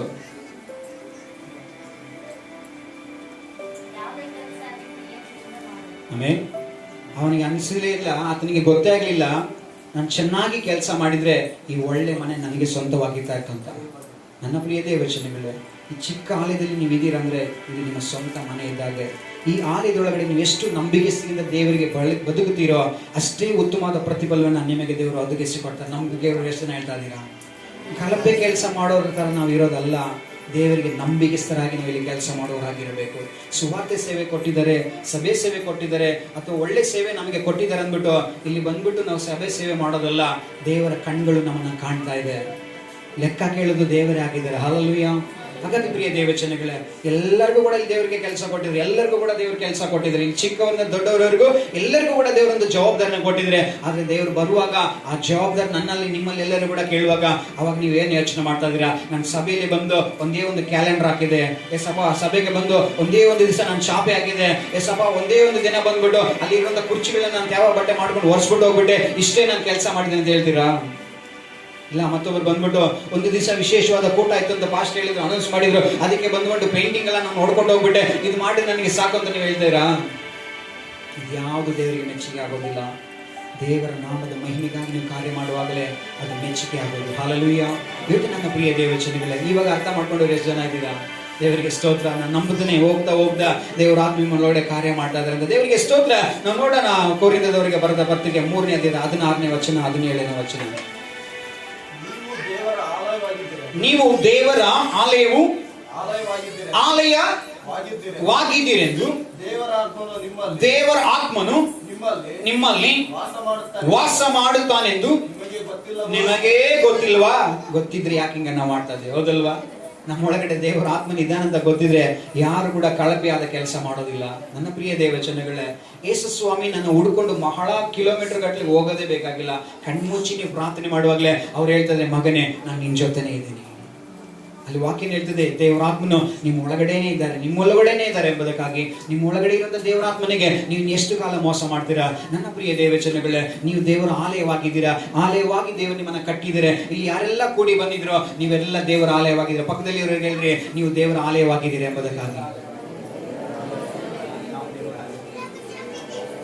Amen, hallelujah. ನಾವೇನಾಗಿದ್ದೀವಿ? ದೇವರ ಆಲಯ ಅಂತ ಹೇಳುವಾಗ ಯೇಸಪ್ಪ ಹೇಳ್ತಿದ್ರೆ, ಈ ಆಲಯ ನಾವು ಒಳಗಡೆಯಿಂದಾನೇ ಕೆಲವರು ಕೆಡಿಸಕ್ ಬರ್ತಾ ಇದಾರಂತ. ಒಳಗಡೆಯಿಂದಾನೇ ಕೆಲವರು ಕೆಡಿಸ್ಬಿಡ್ತಾರೆ. ಅವರು ಇವರಂತ, ಇವರು ಅವರಂತ, ಅವ್ರು ಇವರಂತ, వాళ్ళు వీళ్ళు, వీళ్ళు వాళ్ళంత చొప్పేసి ఏం చేస్తారో ఈ ఆలయను కూడా ಒಡೆದಾಕ್ಬಿಡ್ತಾರೆ. ಒಡೆದಾಕೋದಲ್ಲ ದೇವರ ಕೆಲಸ ಅಥವಾ ದೇವರ ಮಕ್ಕಳ ಕೆಲಸ. ಒಡೆದೋಗಿರೋದನ್ನ ಕಟ್ಟಿ ಎಬ್ಬಿಸೋದೇ ನಮ್ಮ ಕೆಲಸ. ಹಲ್ಲೆಲೂಯಾ. ಸಭೆ ಅಂತ ಹೇಳುವಾಗ ಈ ಗ್ಯಾರೇಜ್ನ ನೋಡಿದ್ರೆ, ಎಷ್ಟು ಜನ ಗ್ಯಾರೇಜ್ನ ನೋಡಿದ್ರ? ಹಳೆ ಗಾಡಿಗಳನ್ನ ರೆಡಿ ಮಾಡೋದು ಎಲ್ಲ ಸಾಧಾರಣವಾಗಿ ಕೊಡ್ತೀರಾ? ಇಲ್ಲೆಲ್ಲ ಟ್ರ್ಯಾಕ್ಟರ್ಗಳನ್ನ ಬಿಡುವಾಗ ನೋಡಿರ್ತೀರಾ, ಲಾರಿಗಳನ್ನ ಬಿಡುವಾಗ ನೋಡ್ತೀರಾ, ಅಥವಾ ಟೂ ವೀಲರ್ ಇದ್ರೆ, ಕಾರ್ ಇದ್ರೆ, ಕಾರು ಗಾಡಿಗಳನ್ನೆಲ್ಲ ಬಿಟ್ಬಿಟ್ಟು ಎಲ್ಲಿ ಬಿಡ್ತೀರಾ? ಗ್ಯಾರೇಜ್ನಲ್ಲಿ ಬಿಡ್ತೀರಾ. ಏನಕ್ಕೆ ಬಿಡ್ತೀರಾ ಅಂದ್ರೆ ರೆಡಿ ಮಾಡೋದು, ಕೆಟ್ಟೋಗಿರೋದನ್ನ ಸರಿಪಡಿಸೋದಕ್ಕೆ. ಈ ಸಭೆ ಕೂಡ ಕೆಟ್ಟೋಗಿರೋದನ್ನ ಸರಿಪಡಿಸುವಂತ ಒಂದು ಸಭೆ ಆಗಿದೆ. ಹಲ್ಲೆಲೂಯಾ. ಯಾರೆಲ್ಲ ಮನದಲ್ಲಿ ನೊಂದವರಾಗಿ ಬರುತ್ತಾರೋ, ಯಾರೆಲ್ಲ ಸಂಕಟದಲ್ಲಿ ಬರುತ್ತಾರೋ, ಯಾರೆಲ್ಲ ವೇದನೆಯಲ್ಲಿ ಬರುತ್ತಾರೋ, ಅಯ್ಯೋ ನನ್ನ ಜೀವಿತನೇ ಮುಗಿದೋಯ್ತು, ಇನ್ಮೇಲೆ ನನಗೆ ಒಂದು ಹೊಸ ಜೀವಿತ ಇಲ್ಲ ಅಂತ ಯಾರು ಹೇಳ್ಕೊಂಡು ಆಲಯದೊಳಗಡೆ ಬರುತ್ತಾರೋ ಅವ್ರಿಗೆ ಹೇಳ್ತಾರೆ, ಮಗನೇ ನೀನು ಭಯ ಪಡಬೇಡ, ನಾನು ನಿನಗೊಂದು ಸುಂದರವಾದ ಭವಿಷ್ಯವನ್ನ ನಾನು ಇಲ್ಲಿಂದ ನಾನು ನಿನಗೆ ರೂಪಿಸಿಕೊಡ್ತೇನೆ ಎಂಬುದಕ್ಕಾಗಿ. ಇದು ದೇವರ ಆಲಯ. ಹಲ್ಲೆಲೂಯಾ. ಹಾಗಾದ್ರೆ ದೇವರ ಆಲಯ ಅಂತ ಹೇಳುವಾಗ ನಾನು ಆಗಲೇ ಹೇಳಿದಾಗೆ table, pulpit, sound box, mic, keyboard ಇದೆಲ್ಲ ಮುಖ್ಯ ಅಲ್ಲ. ದೇವರ ಆಲಯ ಅಂತ ಹೇಳುವಾಗ ಇದು ನಿಮ್ಮನ್ನ ಬದಲಾಯಿಸುವಂತ ಒಂದು ಸ್ಥಳ. ದೇವರ ಆಲಯ ಅಂತ ಹೇಳುವಾಗ ನಿಮ್ಮನ್ನು ಅಭಿವೃದ್ಧಿ ಮಾಡುವಂತ ಒಂದು ಸ್ಥಳ. ದೇವರ ಆಲಯ ಅಂತ ಹೇಳುವಾಗ ನಿಮ್ಮಲ್ಲಿ ಒಂದು ಬದಲಾವಣೆ ಒಂದು ಕೊಡುವಂತ ಸ್ಥಳ. ದೇವರ ಆಲಯ ಅಂತ ಹೇಳುವಾಗ ನಿಮ್ಮ ಜೀವಿತವನ್ನ, ಭವಿಷ್ಯವನ್ನ ರೂಪಿಸುವಂತ ಒಂದು ಸ್ಥಳವಾಗಿದೆ. ಆ ಸ್ಥಳದಲ್ಲಿ ಇವತ್ತು ನೀವು ಕುಳಿತುಕೊಂಡಿದ್ದೀರಾ. ಆ ಸ್ಥಳದಲ್ಲಿ ದೇವರ ವಾಕ್ಯವನ್ನು ಕೇಳ್ತಾ ಇದ್ದೀರಾ. ಅದನ್ನ ಕೇಳ್ತಾರೆ ಅಂತ ನೀವು ಹೇಳಬೇಕು, ದೇವರೇ ಇವತ್ತು ನನಗೆ ಒಂದು ಭವಿಷ್ಯವನ್ನ ನೀನು ರೂಪಿಸಿಕೊಡಪ್ಪ ಅಂತ. ನಿಮ್ಗೆ ಅನೇಕರಿಗೆ ನಾನು ಒಳ್ಳೆ ವ್ಯಕ್ತಿ ಆಗ್ಬೇಕಂತ ನಿಮಗೆ ಆಸೆ ಇದೆ. ಅದಾಗಬೇಕಾದ್ರೆ ನೀವೇನ್ ಮಾಡ್ಬೇಕು? ಇವತ್ತು ನಿಮ್ಮ ಹೃದಯದಲ್ಲಿ ಹೇಳ್ಬೇಕು, ದೇವರೇ ನನ್ನ ಭವಿಷ್ಯವನ್ನು ರೂಪಿಸೋದಕ್ಕೆ ನನ್ನ ತಂದೆ ತಾಯಿಗಳಿಂದ ಆಗೋತ್ತೋ ಇಲ್ವೋ ಅದು ನಿನ್ನಿಂದ ಸಾಧ್ಯವಾಗುತ್ತೆ. ನನ್ನ ತಂದೆ ತಾಯಿಗಳಿಂದ ಆಗೋತ್ತೋ ಇಲ್ವೋ ಅದು ನಿನ್ನಿಂದ ಸಾಧ್ಯವಾಗುತ್ತೆ. ಸೊ ನನ್ನನ್ನು ನಾನು ನಿನಗೆ ಒಪ್ಪಿಸ್ಕೊಡ್ತಿದ್ದೀನಿ. ನನ್ನ ಜೀವಿತದ ಗುರಿ ಇತ್ತು, ನಿನಗಿರುವ ಆಲೋಚನೆಗಳನ್ನ ನನಗೆ ನೀನು ತಿಳಿಯಪಡಿಸ್ಕೊಡು ಅಂತ ಕೇಳ್ಬೇಕು. ಎಷ್ಟು ಜನ ಕೇಳ್ತಾ ಇದ್ದೀರಾ? ಕೆಲವರಿಗೆ ಆಲಯ ಅಂತ ಹೇಳುವಾಗ ನಿದ್ದೆ ಬಂದ್ಬಿಡುತ್ತೆ, ಹೌದಲ್ಲ? ಸಾಧಾರಣವಾಗಿ ಕೆಲವರಿಗೆ ಆಲಯ ಅಂದುವಾಗ ನಿದ್ದೆ ಬಂದ್ಬಿಡುತ್ತೆ. ಯಾರು ಮಲಗಿದಾರೆ ಅಂತ ನಾನು ಹೇಳ್ತಾ ಇಲ್ಲ, ಅನುಭವದಲ್ಲಿ ಹೇಳ್ತಾ ಇದ್ದೀನಿ. ಆಮೇಲೆ ಹಲ್ಲೆಲೂಯಾ. ಆಲಯ ಅಂತ ಹೇಳುವಾಗ ಕೆಲವ್ರಿಗೆ ಏನ್ ಬರುತ್ತೆ? ಸೀರಿಯಸ್ ಆಗಿ ಬರುತ್ತೆ. ವಾಕ್ಯ ಕೇಳುವಾಗ ನಿದ್ದೆ ಬರುತ್ತೆ. ಆ ಎಕ್ಸ್ಪೀರಿಯನ್ಸ್ ಅಲ್ಲಿ ನಾನು ಕೂಡ ಒಬ್ಬ. ನನ್ನ ಜೀವನದಲ್ಲಿ ಅದು ನಾನು ಕೂಡ ಒಬ್ಬ. ಹಾಗೆ ನನ್ನ ಜೀವನದಲ್ಲಿ ಕೂಡ ಆಯ್ತು. ಒಂದು ದಿವಸ ನಾನು ಕೂಡ ಹೀಗೆ ಅವಮಾನವನ್ನು ಸಹಿಸಬೇಕಾಗಿದೆ. ಹೆಂಗೆ ಅಂದ್ರೆ ಸಭೆಯಲ್ಲಿ ನಿದ್ದೆ ಮಾಡಿಬಿಟ್ಟಿದ್ದು. ಆವಾಗ ನನಗೆ ಅದು ಅವಮಾನ ಅನಿಸ್ತು. ಆವತ್ತು ದೇವರು ಎಬ್ಬರಿಸಿದ್ರು. ಇವತ್ತರೆಗೂ ದೇವರು ನೀನು ಸಭೆಯ ಸೇವೆಯಲ್ಲಿ ನಿದ್ದೆ ಮಾಡೋಕ್ಕೆ ಬಿಡೋದಿಲ್ಲ. ಆಮೇಲೆ ನೋಡಿದ್ರೆ ವ್ಯತ್ಯಾಸ. ಇವತ್ತು ಯಾರು ಇಲ್ಲಿ ಸೈಲೆಂಟ್ ಆಗಿ ಕೂತ್ಕೊಳ್ತಿರೋ, ಮುಂದೊಂದು ದಿನ ದೇವರು ನಿಮ್ಮನ್ನ ಬಹಳವಾಗಿ ವೈಲೆಂಟ್ ಆಗಿ ಉಪಯೋಗಿಸಿ ಶಕ್ತರಾಗಿದ್ದಾರೆ. ಅದಾಗಬೇಕಾದ್ರೆ ಇವತ್ತು ನಿಮ್ಮನ್ನು ನೀವು ಬದಲಾಯಿಸಿಕೊಳ್ಬೇಕು. ಅದು ನಿಮ್ಮ ಜೀವನದಲ್ಲಿ ಒಂದು ಭವಿಷ್ಯನ ರೂಪಿಸಿಕೊಳ್ಬೇಕಾದ್ರೆ ಇವತ್ತು ನೀವು ಎಚ್ಚರಿಕೆಯಿಂದ ಇರಬೇಕು. ನಿಮ್ಮ ಅನುದಿನದ ಕಾರ್ಯದಲ್ಲಿ, ಅನುದಿನದ ಒಂದು ವಿಷಯದಲ್ಲಿ, ದೇವರ ಆಲಯದಲ್ಲಿ ನಿನ್ನ ಪರಿಸ್ಥಿತಿ ಏನು, ದೇವರ ಆಲಯದಲ್ಲಿ ನಿನ್ನ ಕಾರ್ಯ ಏನು, ದೇವರ ಆಲಯದಲ್ಲಿ ನಿನ್ನ ಮಾಡ್ಲಿಕ್ಕಿರೋ ವಿಷಯಗಳೇನು, ಯಾಂತಕ್ಕಾಗಿ ದೇವರು ನನ್ನನ್ನು ಇಟ್ಟಿದ್ದಾನೆ, ಯಾಂತಕ್ಕಾಗಿ ನಾನು ಇಲ್ಲಿಗೆ ಬರ್ತಾ ಇದ್ದೀನಿ, ಯಾಂತಕ್ಕಾಗಿ ದೇವರು ನನ್ನೊಟ್ಟಿಗೆ ಮಾತನಾಡಿದ್ದಾರೆ, ಈಗ ಯಾಕೆ ನನ್ನನ್ನು ಸಮರ್ಪಣೆ ಮಾಡಿಕೊಳ್ಳಿದ್ದಾರೆ, ಅದನ್ನು ಅರ್ಥ ಮಾಡ್ಕೊಂಡು ಹೇಳ್ಬೇಕು. ದೇವರೇ ಇವತ್ತು ನನ್ನ ಭವಿಷ್ಯವನ್ನ ಈ ಆಲಯದಿಂದ ನೀನು ರೂಪಿಸಿಕೊಡಬೇಕು ಎಂಬುದಕ್ಕಾಗಿ. ಒಂದು ವೇಳೆ ನೀವು ಒಳ್ಳೆ ಇಂಟರ್ನ್ಯಾಷನಲ್ ಕಾಲೇಜಿಗೆ ಹೋದಾಗ ಅವ್ರು ನಿಮ್ಮನ್ನ ಟೀಚರ್ ಆಗಿಯೋ, ಸೈಂಟಿಸ್ಟ್ ಆಗಿಯೋ ಅಥವಾ ಡಾಕ್ಟರ್ ಆಗಿಯೋ ಇನ್ನು ಬಹಳಷ್ಟು ಗಣ್ಯ ವ್ಯಕ್ತಿಗಳನ್ನಾಗಿ ಮಾಡಬಹುದು. ಅವ್ರು ನಿಮ್ಮನ್ನ ಒಳ್ಳೆ ಸೇವಕರನ್ನಾಗಿ ಮಾಡೋದಕ್ಕೆ ಆಗೋದೇ ಇಲ್ಲ. ಕೆಲವೊಮ್ಮೆ ಡಾಕ್ಟರ್ಗಳು ಕೂಡ ಹೇಳ್ತಾರೆ, ತುಂಬಾ ಸ್ಟ್ರಾಂಗ್ ಆಗಿರೋ ಒಂದು ಕಾಯಿಲೆ ಒಂದು ಬಂದ್ಬಿಟ್ಟು ಅವ್ರು ಹೇಳ್ತಾರೆ, ಇನ್ಮೇಲೆ ನಮ್ಮ ಕೈಯಲ್ಲಿ ಏನಿಲ್ಲ, ಇನ್ಮೇಲೆ ದೇವರ ಕೈಯಲ್ಲಿ ಆಗ್ಬೇಕಂತ. ಅವಾಗ ದೇವರ ಕೈಯಲ್ಲಿ ಆಗ್ಬೇಕಂತ ಹೇಳುವಾಗ ಅಲ್ಲಿಂದ ಒಬ್ರು ಫೋನ್ ಮಾಡ್ತಾರೆ, ಪಾಸ್ಟ್ರೇ ಎಲ್ಲಾ ಡಾಕ್ಟರ್ ಕೈ ಬಿಟ್ಟು ಬಿಟ್ಟಾರಪ್ಪ, ಇವಾಗ ನೀವೇನಾದ್ರೂ ಮಾಡ್ಬೇಕಪ್ಪ, ನೀವೇ ನಮಗೆ ಪ್ರೇಯರ್ ಮಾಡ್ಬೇಕಂತ. ಹಾಗಾದ್ರೆ ಅರ್ಥ ಏನಂದ್ರೆ ಅಲ್ಲಿ ಆಗದೆ ಇರೋದು ದೇವರ ಆಲಯದಲ್ಲಿ ಆಗುತ್ತದೆ. ಆ ಡಾಕ್ಟರಿಂದ ಆಗದೆ ಇರೋದು ನಿಮ್ಮ ಪ್ರಾರ್ಥನೆಯಿಂದ ಆಗುತ್ತದೆ. ಆ ಡಾಕ್ಟರಿಂದ ಆಗದೆ ಇರೋದು ಒಬ್ಬ ಸೇವಕನಿಂದ ಆಗ್ತದೆ. ಆ ಡಾಕ್ಟರಿಂದ ಆಗದೆ ಇರೋದು ಒಬ್ಬ ಪ್ರವಾದಿಯಿಂದ ಸಾಧ್ಯವಾಗುತ್ತದೆ. ಆ ಡಾಕ್ಟರಿಂದ ಆಗದೆ ಇರೋದು ಒಬ್ಬ ಅಪೊಸ್ತಲನಿಂದ ಆಗುತ್ತದೆ. ಆ ಡಾಕ್ಟರಿಂದ ಆಗದೆ ಇರೋದು ಒಬ್ಬ ಸೇವಕನಿಂದ ಆಗುತ್ತದೆ, ಒಬ್ಬ ಸುವಾರ್ತಿಕನಿಂದ ಆಗುತ್ತದೆ. ಹಾಗಾಗಿ ಅದರಲ್ಲಿ ನೀವು ಒಬ್ಬರು ಪಾಲಕರಾಗಿದ್ದೀರಾ. ನನ್ನ ಪ್ರಿಯ ದೇವಜನಗಳೇ, ಇವತ್ತು ದೇವರ ವಾಕ್ಯವನ್ನು ಕೇಳುವಂತ ನೀವುಗಳು ಆಲಯವಾಗಿದ್ದೀರಾ, ದೇವರ ಕಟ್ಟಡಗಳಾಗಿದ್ದೀರಾ. ನಿಮ್ಮಲ್ಲಿ ಇರುವಂತ ದೇವರ ಆತ್ಮನ ಹೇಳ್ತಿದ್ರೆ, ನೀನ್ ಭಯ ಪಡಬೇಡ, ನಾನು ನಿನ್ನ ಒಳಗಡೆ ಇದ್ದೀನಿ. ಹಾಗಾಗಿ ನೀನು ಯಾವ ವಿಷಯದಲ್ಲಿ ನೀನು ಏನೇ ಮಾಡಿದ್ರು ಕೂಡ ನಾನು ನಿನ್ನ ಜೊತೆಯಾಗಿ ಇದ್ದುಕೊಂಡು ನಿನ್ನ ಮೂಲಕವಾಗಿ ನನ್ನ ನಾಮವನ್ನ ನಾನು ಮಹಿಮೆ ಪಡಿಸಿಕೊಳ್ತೇನೆ ಎಂಬುದನ್ನು ನಿಮಗೆ ಗೊತ್ತಿಲ್ಲ. ವಿ ಆರ್ ಸಿಟಿಂಗ್ ಕ್ವೈಟ್ಲಿ, ನಾವು ಸೈಲೆಂಟ್ ಆಗಿ ಕೂತ್ಕೊಂಡಿದ್ದೀವಿ. ಅದನ್ನ ಭರವಸೆಯಿಂದ ದೇವರಿಗೆ ಒಪ್ಪಿಸಿಕೊಡಿನಿ. ನಿಮ್ಮ ಜೀವಿತವನ್ನ ದೇವರು ರೂಪಿಸುವಾಗ ಗೊತ್ತಾಗುತ್ತೆ, ನನ್ನ ಒಳಗಡೆ ಈ ರೀತಿಯಾದ ಒಂದು ಅದ್ಭುತವನ್ನ ಇಟ್ಟಿರುವುದು ಅವತ್ತೇ ನನಗೆ ಗೊತ್ತಿರಾದ್ರೆ ಇವತ್ತು ಕರ್ನಾಟಕದಲ್ಲಿ ಅಥವಾ ಸಿಂಧನೂರಿನಲ್ಲಿ ಇನ್ನೂ ಬಹಳಷ್ಟು ಜನರಿಗೆ ಓಡೋಗಿ ನಾನು ದೇವರ ಹೆಸರನ್ನು ಹೇಳ್ತಾ ಇದ್ದೇನೆ ಅಂತ ಗೊತ್ತಾಗದೇ ಇರೋವರೆಗೂ ನಾವು ಏನು ಮಾಡೋದಕ್ಕೆ ಆಗೋದಿಲ್ಲ. ಇವತ್ತು ಗೊತ್ತಾಗ್ತಾ ಇರೋದೇ ಅಂತ ಹೇಳೋರು ಎಷ್ಟು ಜನ ಇದ್ದೀರಾ? ಇವತ್ತು ನನಗೆ ಅರ್ಥ ಆಗ್ತದೆ, ಇವತ್ತು ದೇವರನ್ನು ಆರಿಸ್ಕೊಳ್ತಾ ಇದ್ದಾರೆ ಅಂತ ಹೇಳೋರು ಎಷ್ಟು ಜನ ಇದ್ದೀರಾ? ಆಮೇಲೆ ನಿಮ್ಮಿಂದ ಸಾಧ್ಯ. ನೀವು ನಂಬಿರುವಂತ ದೇವರ ಆತ್ಮ ನಿಮ್ಮೊಳಗಡೆ ಇರೋದ್ರಿಂದ ನಿಮ್ಮಿಂದ ಸಾಧ್ಯ. ಎಷ್ಟು ಜನ ಹೇಳ್ತಾ ಇದ್ರೆ ಪಕ್ಕದಲ್ಲಿ ಇರೋರನ್ನ ನೋಡಿ ಹೇಳ್ರಿ, ನಿಮ್ಮಿಂದ ಇವತ್ತು ಎಲ್ಲ ಸಾಧ್ಯ ಎಂಬುದನ್ನು ಬೇಗ ಹೇಳ್ರಿ ನೋಡೋಣ. ಆಮೇಲೆ ಹಲ್ಲೆಲೂಯಾ. ಸಂತೋಷವಾಗಿ ಎಷ್ಟು ಜನ ಇದ್ದೀರಾ? ನಿಮ್ಮಿಂದ ಸಾಧ್ಯ. ಒನ್ಲಿ ಒನ್ ವರ್ಡ್, ನಿಮ್ಮಿಂದ ಸಾಧ್ಯ. ಎಲ್ಲಿವರೆಗೂ ದೇವರ ನಿಮ್ಮೊಳಗಡೆ ಇರ್ತಾನೋ ಅಲ್ಲಿವರೆಗೂ ನಿಮ್ಮಿಂದ ಎಲ್ಲ ಸಾಧ್ಯ. ಸಂದೇಶನು ಬಹಳ ಕಿಲೋಮೀಟರ್ ವರೆಗೆ ತಗೊಂಡ್ಬಂದಿದೆ. ಏನು ಮಾಡೋಣ ಪಾಸ್ಟರ್? ಇವಾಗಷ್ಟು ಒಂದು ಪಾಯಿಂಟ್ ನಿಮ್ಗೆ ಬಂದಿದೆ, ಇನ್ನೂ ಬಹಳಷ್ಟು ಪಾಯಿಂಟ್ ಇದೆ. ಒಂದು 3 ಗಂಟೆಗೆ ಬಿಟ್ಟರೆ ಆಗ್ಬೋದಾ? ಪಾಸಿಬಲ್? ಬೇಕಾದ್ರೆ ಬ್ರೇಕ್ ಕೊಡ್ಬೇಕಾ? ಬ್ರೇಕ್ ಕೊಟ್ರೆ ಬಿರಿಯಾನಿ ತಿಂತೀರಾ, ದೇವ್ರ ವಾಕ್ಯ ಮರೆತು ಬಿಡ್ತೀರಾ. ಬಿರಿಯಾನಿ ಬೇಕಾ, ದೇವ್ರ ವಾಕ್ಯ ಬೇಕಾ? ಎಷ್ಟು ಜನ ಈಗ ಒಪ್ಪಿಸ್ಕೊಟ್ಟಿದ್ದೀರಾ? ಹೌ ಮೆನಿ ಪೀಪಲ್ ಯಾವ ಸರೆಂಡರ್ ಯುವರ್ ಸೆಲ್ಫ್? ಎಷ್ಟು ಜನ ಹೇಳ್ತಾ ಇದ್ದೀರಾ ಈ ಫಸ್ಟ್ ಪಾಯಿಂಟ್ ನಲ್ಲಿ ದೇವರಿಗೆ ನಾನು ಸುವಾರ್ತೆ ಸೇವೆ ಮಾಡೋದಕ್ಕಿದ್ದೀನಿ ಅಂತ? ಎಷ್ಟು ಜನ ಇವಾಗ ಒಪ್ಪಿಕೊಳ್ತಾರೆ? ಖಂಡಿತವಾಗ್ಲೇ ಹೃದಯವನ್ನ ಕಪಟವಾಗಿ ಹೇಳ್ಬೇಡ್ರಿ. ಈಗಾಗಲೇ ಹೇಳಿದ್ದೀನಲ್ಲ, ಏನಂತ ಹೇಳ್ಕೊಟ್ಟೆ ನಿಮಗೆ. ಕಪಟವಾಗಿ ಮನೆ ಕಟ್ಟಿದನಲ್ಲ, ಗಾರೆ ಕೆಲಸ ಮಾಡೋಣ, ಅವನ ಕೈ ಎತ್ತಕ್ಕೆ ಹೋಗ್ಬೇಡಿ. ಅದು ವೇಸ್ಟ್, ಅದು ಉಪಯೋಗಕ್ಕಿಲ್ಲ. ಒಂದ್ ವೇಳೆ ಕೈ ಎತ್ತಿದ್ರೆ ಹೃದಯದಲ್ಲಿ ಅರಿಕೆ ಮಾಡಿ ಕೈಗಳನ್ನು ಪರೋಗಕ್ಕೆ ತಿಳಿದ್ರೆ ನಿಜವಾಗಲೂ ನಾನು ನಿನ್ನ ಸೇವೆಗೆ ಒಪ್ಪಿಸ್ಕೊಳ್ತಾ ಇದ್ದೀನಿ ಅಂತ ನಿಜವಾಗಲೂ ಮಾಡಬೇಕು. You people have to do really. ನೀನು ನಿಜವಾಗಲೂ ಮಾಡಬೇಕು. ನನಗಾಗಿಲ್ಲ, ನಿನ್ನನ್ನು ಕರೆದಂತ ದೇವರಿಗಾಗಿ ನೀವು ಮಾಡ್ಲಿಕ್ಕೆ ಕೈ ಎತ್ತಾ ಇದ್ದೀರಾ. ನೀವು ಮಾಡುವಂತ ಒಂದು ಚಿಕ್ಕ ಕಾರ್ಯ ಅನೇಕರ ಜೀವನದಲ್ಲಿ ಒಂದು ದೊಡ್ಡ ಭವಿಷ್ಯವನ್ನು ರೂಪಿಸ್ತದೆ. ಹಲ್ಲೆಲೂಯಾ. ಪ್ರಿಯ ದೇವಜನಗಳೇ, ಇದು ಕೇಳೋದಕ್ಕೆ ತಮಾಷೆಯಾದ ಕಾರ್ಯಗಳಲ್ಲ. ಇವತ್ತು ನೀವು ಕೇಳಿಸ್ಕೊಳ್ತಾ ಇರೋದು ನಿಮ್ಮ ಭವಿಷ್ಯವನ್ನು ರೂಪಿಸುವಂತ ಒಂದು ಕಾರ್ಯಗಳು. 2ನೇ ಪಾಯಿಂಟ್ಗೆ ನಾವು ಬರೋಣ. ಸಭೆ ಅಂದ್ರೆ ಏನು? ಸಭೆ ಅಂದ್ರೆ ದೇಹವಾಗಿದೆ. ಮೊದಲಿಂದಾಗಿ ನಾವು ನೋಡಿದ್ವಿ, ಆಲಯ ಅಂದ್ರೆ ನಾವು ದೇವರ ಕಟ್ಟಡಗಳು ಆಗಿದ್ದೀವಿ ಎಂಬುದನ್ನ 2ನೇ ಪಾಯಿಂಟ್ಗೆ ನಾವು ನೋಡೋಣ. ದೇಹ ಯಾವುದಪ್ಪ?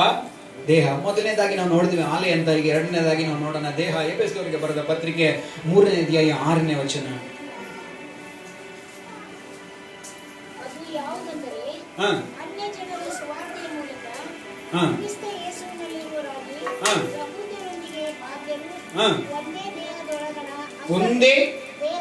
ಒಂದೇ ದೇಹದೊಳಗೆ ಅಂಗಗಳು ವಾಗ್ದಾನದಲ್ಲಿ.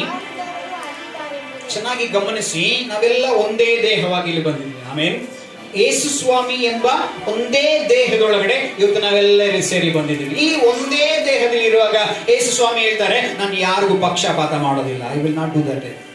ಯಾರಿಗೂ ನಾನು ಪಕ್ಷಪಾತವನ್ನ ಮಾಡೋದಿಲ್ಲ. ಇಲ್ಲಿಗೆ ಒಬ್ಬರಿಗೆ ಒಂದು ದೊಡ್ಡದಾಗಿ ಕೊಟ್ಟುಬಿಟ್ಟು ಒಬ್ಬರಿಗೆ ಚಿಕ್ಕದಾಗಿ ಕೊಡೋದಲ್ಲ. ಒಬ್ಬರಿಗೆ ಒಂದು ಲೆಗ್ ಪೀಸ್ ಹಾಕ್ಬಿಟ್ಟು ಒಬ್ಬರಿಗೆ ಚಿಕ್ಕದಾಗಿ ಒಂದು ರಕ್ಕೆ ಪೀಸ್ ಹಾಕೋದು ದೇವ್ರ ಕೆಲಸ ಅಲ್ಲವೇ ಅಲ್ಲ.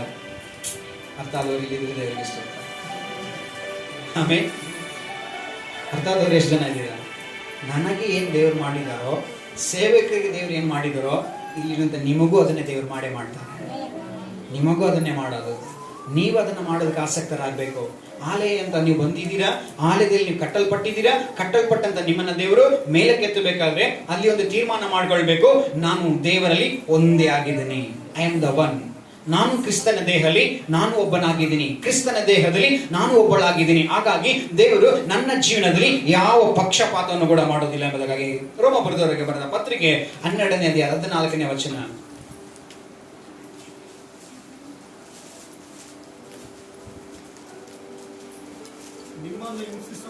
ನಿಮ್ಮನ್ನು ಹಿಂಸಿಸುವವರಿಗೆ ಆಶೀರ್ವದಿಸಿರಿ, ಸಂತೋಷ ಪಡುವವರ ಸಂಗಡ ಸಂತೋಷ ಪಡಿರಿ. ಆಮೆನ್. ಹಲ್ಲೆಲೂಯಾ.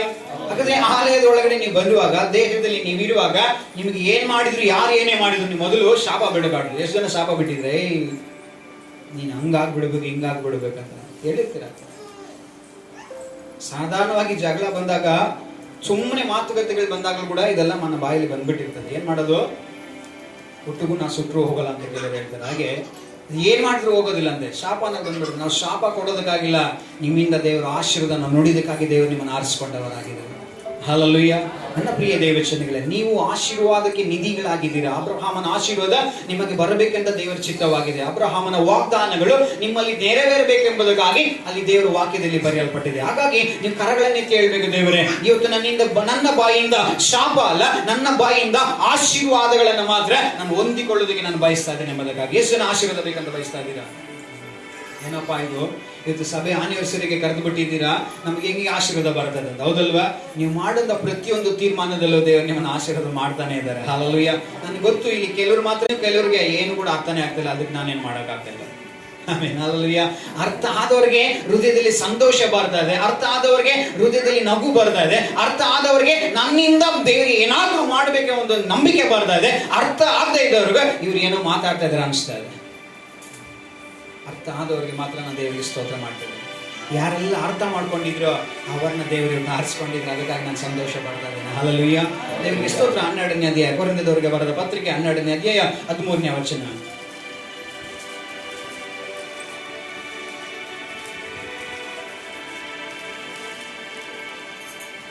ಕೊರಿಂಥದವರಿಗೆ ಬರೆದ ಪತ್ರಿಕೆ 12ನೇ ಅಧ್ಯಾಯ 13ನೇ ವಚನ. ದಾಸರಾಗಿ ಸ್ವತಂತ್ರರಾಗಲಿ, ನಾವೆಲ್ಲರೂ ಒಂದೇ ದೇಹಕ್ಕಾಗುವ ಒಂದೇ ಆತ್ಮನ ದೀಕ್ಷಾಸ್ನಾನ ಮಾಡಿಕೊಂಡೆವು. ಒಂದೇ ಆತ್ಮ ನಮ್ಮೆಲ್ಲರಿಗೂ ಪಾಲವಾಗಿ ಕೊಡಲ್ಪಟ್ಟಿದೆ. ಆಮೆನ್. ಹಲ್ಲೆಲೂಯಾ. ಯಾರಿಗೂ ಕೂಡ ಪಕ್ಷಪಾತವಿಲ್ಲ, ಎಲ್ಲರಿಗೂ ಕೂಡ ಒಂದನ್ನೇ ದೇವರು ಕೊಟ್ಟಿರೋದು. ನನಗೇನು ಕೊಟ್ಟಿದ್ರು, ಸೇವಕರಿಗೆ ಏನು ಕೊಟ್ಟಿದ್ರು, ನಿಮಗೂ ಕೂಡ ಅದನ್ನೇ ಕೊಟ್ಟಿರೋದು. ಹಾಗಾದ್ರೆ ನೀವು ಮುಂದೆ ಬಂದ್ರೆ, ನೀವು ದೇವರಿಗಾಗಿ ನಿಂದ್ರೆ, ನೀವು ದೇವರ ವಾಕ್ಯದಲ್ಲಿ ಬೆಳೆಯುವಾಗ ದೇವರು ನಿಮ್ಮ ಮೂಲಕವಾಗಿ ಕೂಡ ಅದ್ಭುತಗಳನ್ನು ಮಾಡ್ತಾರೆ. ಹಾಗಾಗಿ ಎಷ್ಟು ಜನ ಕೇಳ್ತಾ ಇದ್ದೀರಾ, ಇವತ್ತು ನನ್ನಲ್ಲಿ ಅದ್ಭುತ ಮಾಡಪ್ಪ ಅಂತ. ಕೆಲವರು ಮಾತ್ರ ಹೃದಯ, ಅಲ್ಪ ನಿಮಿಷ ನಿಮ್ಮ ಹೃದಯನ ದೇವರ ಕಡೆಗೆ ಒಪ್ಪಿಸಿಕೊಟ್ಟು ಹೇಳ್ರಿ, ದೇವರೇ ಇವತ್ತು ನಮ್ಮಲ್ಲಿ ಅದ್ಭುತ ನಾವು ಮಾಡಪ್ಪ. ನಿಮಗೆ ಅದ್ಭುತ ಆಗ್ಬೇಕಂದ್ರೆ ನೀವು ಆಲಯದೊಳಗಡೆ ಬಂದಿದ್ದೀರಾ. ಆಲಯದೊಳಗಡೆ ಬಂದವರು ಯಾರು ಕೂಡ ಅದ್ಭುತನ ಹೊಂದಿಕೊಳ್ಳದೆ ಹೋಗುದು ತಪ್ಪಲ್ಲ. ಹೌದಲ್ವಾ? ಕೆಲವರಿಗೆ ನಾನು ನಿನ್ನೆ ದಿನದಲ್ಲಿ ಪ್ರಾರ್ಥನೆ ಮಾಡ್ತಾ ಇರುವಾಗ ದೇವರ ವಾಕ್ಯ ಹಾಗೆ ದೇವರ ಆತ್ಮನ ಎಚ್ಚರಿಕೆ ಕೊಟ್ಟರು. ಈ ಔತಣ ಮನೆಗೆ ಹೋದಾಗ ಊಟ ಕೊಟ್ಟನಲ್ಲಿ ಸುಮ್ಮನೆ ಯಾರನ್ನಾದ್ರೂ ಕಳಿಸ್ಕೊಡ್ತಾರ? ಏನ್ ಕಳಿಸ್ಕೊಡ್ತಾರೆ? ಜೊತೆಗೆ ಯಾರೋ ಹೇಳ್ತಿದ್ರೆ ತಾಂಬೂಲ ಕೊಟ್ಟು ಕಳಿಸ್ತಾರೆ, ತೆಂಗಿನಕಾಯಿ ಕೊಡ್ಸ್ಕೊಳ್ತಾರೆ, ಅಥವಾ ಅದ್ರೊಳಗಡೆ ಎಲಡಿಕೆ ಹಾಕಿ ಕಳಿಸ್ಕೊಡ್ತಾರೆ, ಇಲ್ಲಾಂದ್ರೆ ಮೂಸಂಬಿ ಹಾಕಿ ಕಳಿಸ್ಕೊಡ್ತಾರೆ. ಹೌದಲ್ವಾ? ಹೌದನ್ನ ಅವ್ರ ಮನೆ ಎಷ್ಟು ಜನ ಇದ್ದೀರಾ? Very good. ಏನ್ ತಪ್ಪಾಗೇನಿಲ್ಲ, ಅವ್ರ ಕೈ ಎತ್ತಿದ್ದಕ್ಕೆ ಅವ್ರ ಆಶೀರ್ವಾದ ಬರ್ತದೆ ಅಷ್ಟೇ. ಹಲ್ಲೆಲೂಯಾ.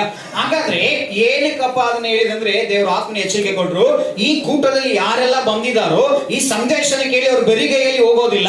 ನಾನು ಕೊಡುವ ತಾಂಬೂಲವನ್ನ, ನಾನು ಕೊಡುವ ಒಂದು ಆಶೀರ್ವಾದವನ್ನ, ನಾನು ಕೊಡುವಂತ ಒಂದು ಪ್ರತಿಫಲವನ್ನ ಅಥವಾ ಬಲವನ್ನ ಇವತ್ತು ಅನೇಕರು ಹೊಂದ್ಕೊಂಡು ಹೋಗ್ತಾರೆ. ಅದಕ್ಕೆ ಈ ವಿಷಯನ ಹೇಳ್ಬೇಕು ಅಂತ ದೇವರ ಆತ್ಮನ ಎಚ್ಚರಿಕೆ ಕೊಟ್ಟರು. ಅಂದ್ರೆ ನಿಮಗೆ ತಾಂಬೂಲ ಬೇಕು ಅನ್ನೋರು ಎಷ್ಟು ಜನ ಇದ್ದೀರಾ?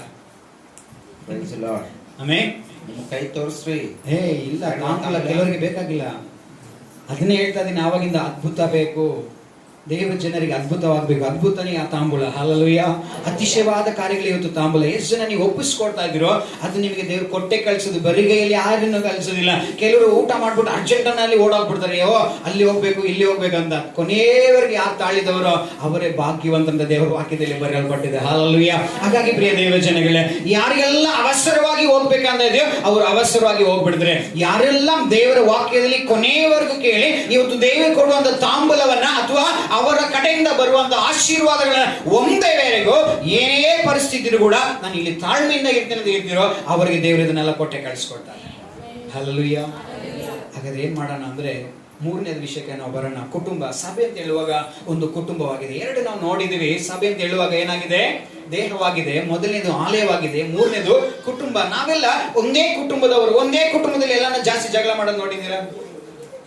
ಏನ್ ಹೇಳ್ತಾರ ಪಾಸ್ಟರ್, ನಮ್ಮ ಅಕ್ಕ ತಂಗಿ ಜೊತೆ ನಾವೇ ಫಸ್ಟ್ ಜಗಳ ಮಾಡೋದು ಅಂತ ಕೆಲವರು ಹೇಳ್ಕೊಳ್ತಾರೆ.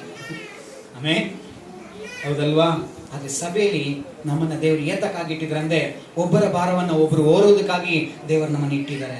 ನನ್ನ ಪ್ರಿಯ ದೇವಚನೆಗಳೇ, ನೀವು ಯಾವಾಗ ಒಬ್ಬರ ಭಾರನ್ನು ಒಬ್ಬರು ಓದ್ತಿರೋ ಆಗ ಯೋಬನಿಗೆ ದೇವರು ನಷ್ಟವಾದದನ್ನು ಹೇಗೆ ತಿರುಗಿ ಕೊಟ್ಟರೋ ಹಾಗೆ ನೀವು ಮತ್ತೊಬ್ಬರ ಭಾರನ ಓದ್ತು ನೀವು ಪ್ರಾರ್ಥನೆ ಮಾಡುವಾಗ ನಿಮ್ಮ ಜೀವನದಲ್ಲಿ ನಷ್ಟವಾದದನ್ನೆಲ್ಲ ತಿರುಗಿ ದೇವರು 2 ಪಟ್ಟಾದದನ್ನು ನಿಮಗೆ ಅವರು ಅನುಗ್ರಹಿಸಿಕೊಡೋದಕ್ಕೆ ಶಕ್ತರಾಗಿದ್ದಾರೆ.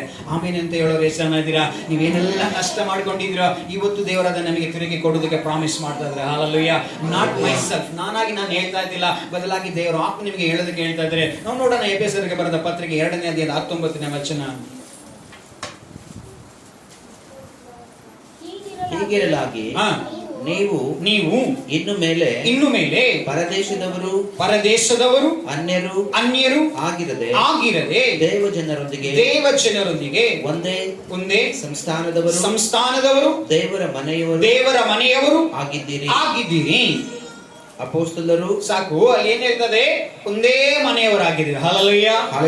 ಎಲ್ಲ ದೇವರ ಒಂದೇ ಮನೆಯಲ್ಲಿ ವಾಸ ಮಾಡೋರು. ದೇವರಿಗೆ ಒಂದೇ ಮನೆಯಲ್ಲಿ ಒಬ್ರಿಗೊಂದು ಕೊಟ್ಟು ಅಭ್ಯಾಸ ಇಲ್ಲ. ಕೊಟ್ರೆ ಎಲ್ಲರಿಗೂ ಒಂದೇ ತರನೇ ಕೊಡೋದು. ಆಮೆನ್. ಹಲ್ಲೆಲೂಯಾ.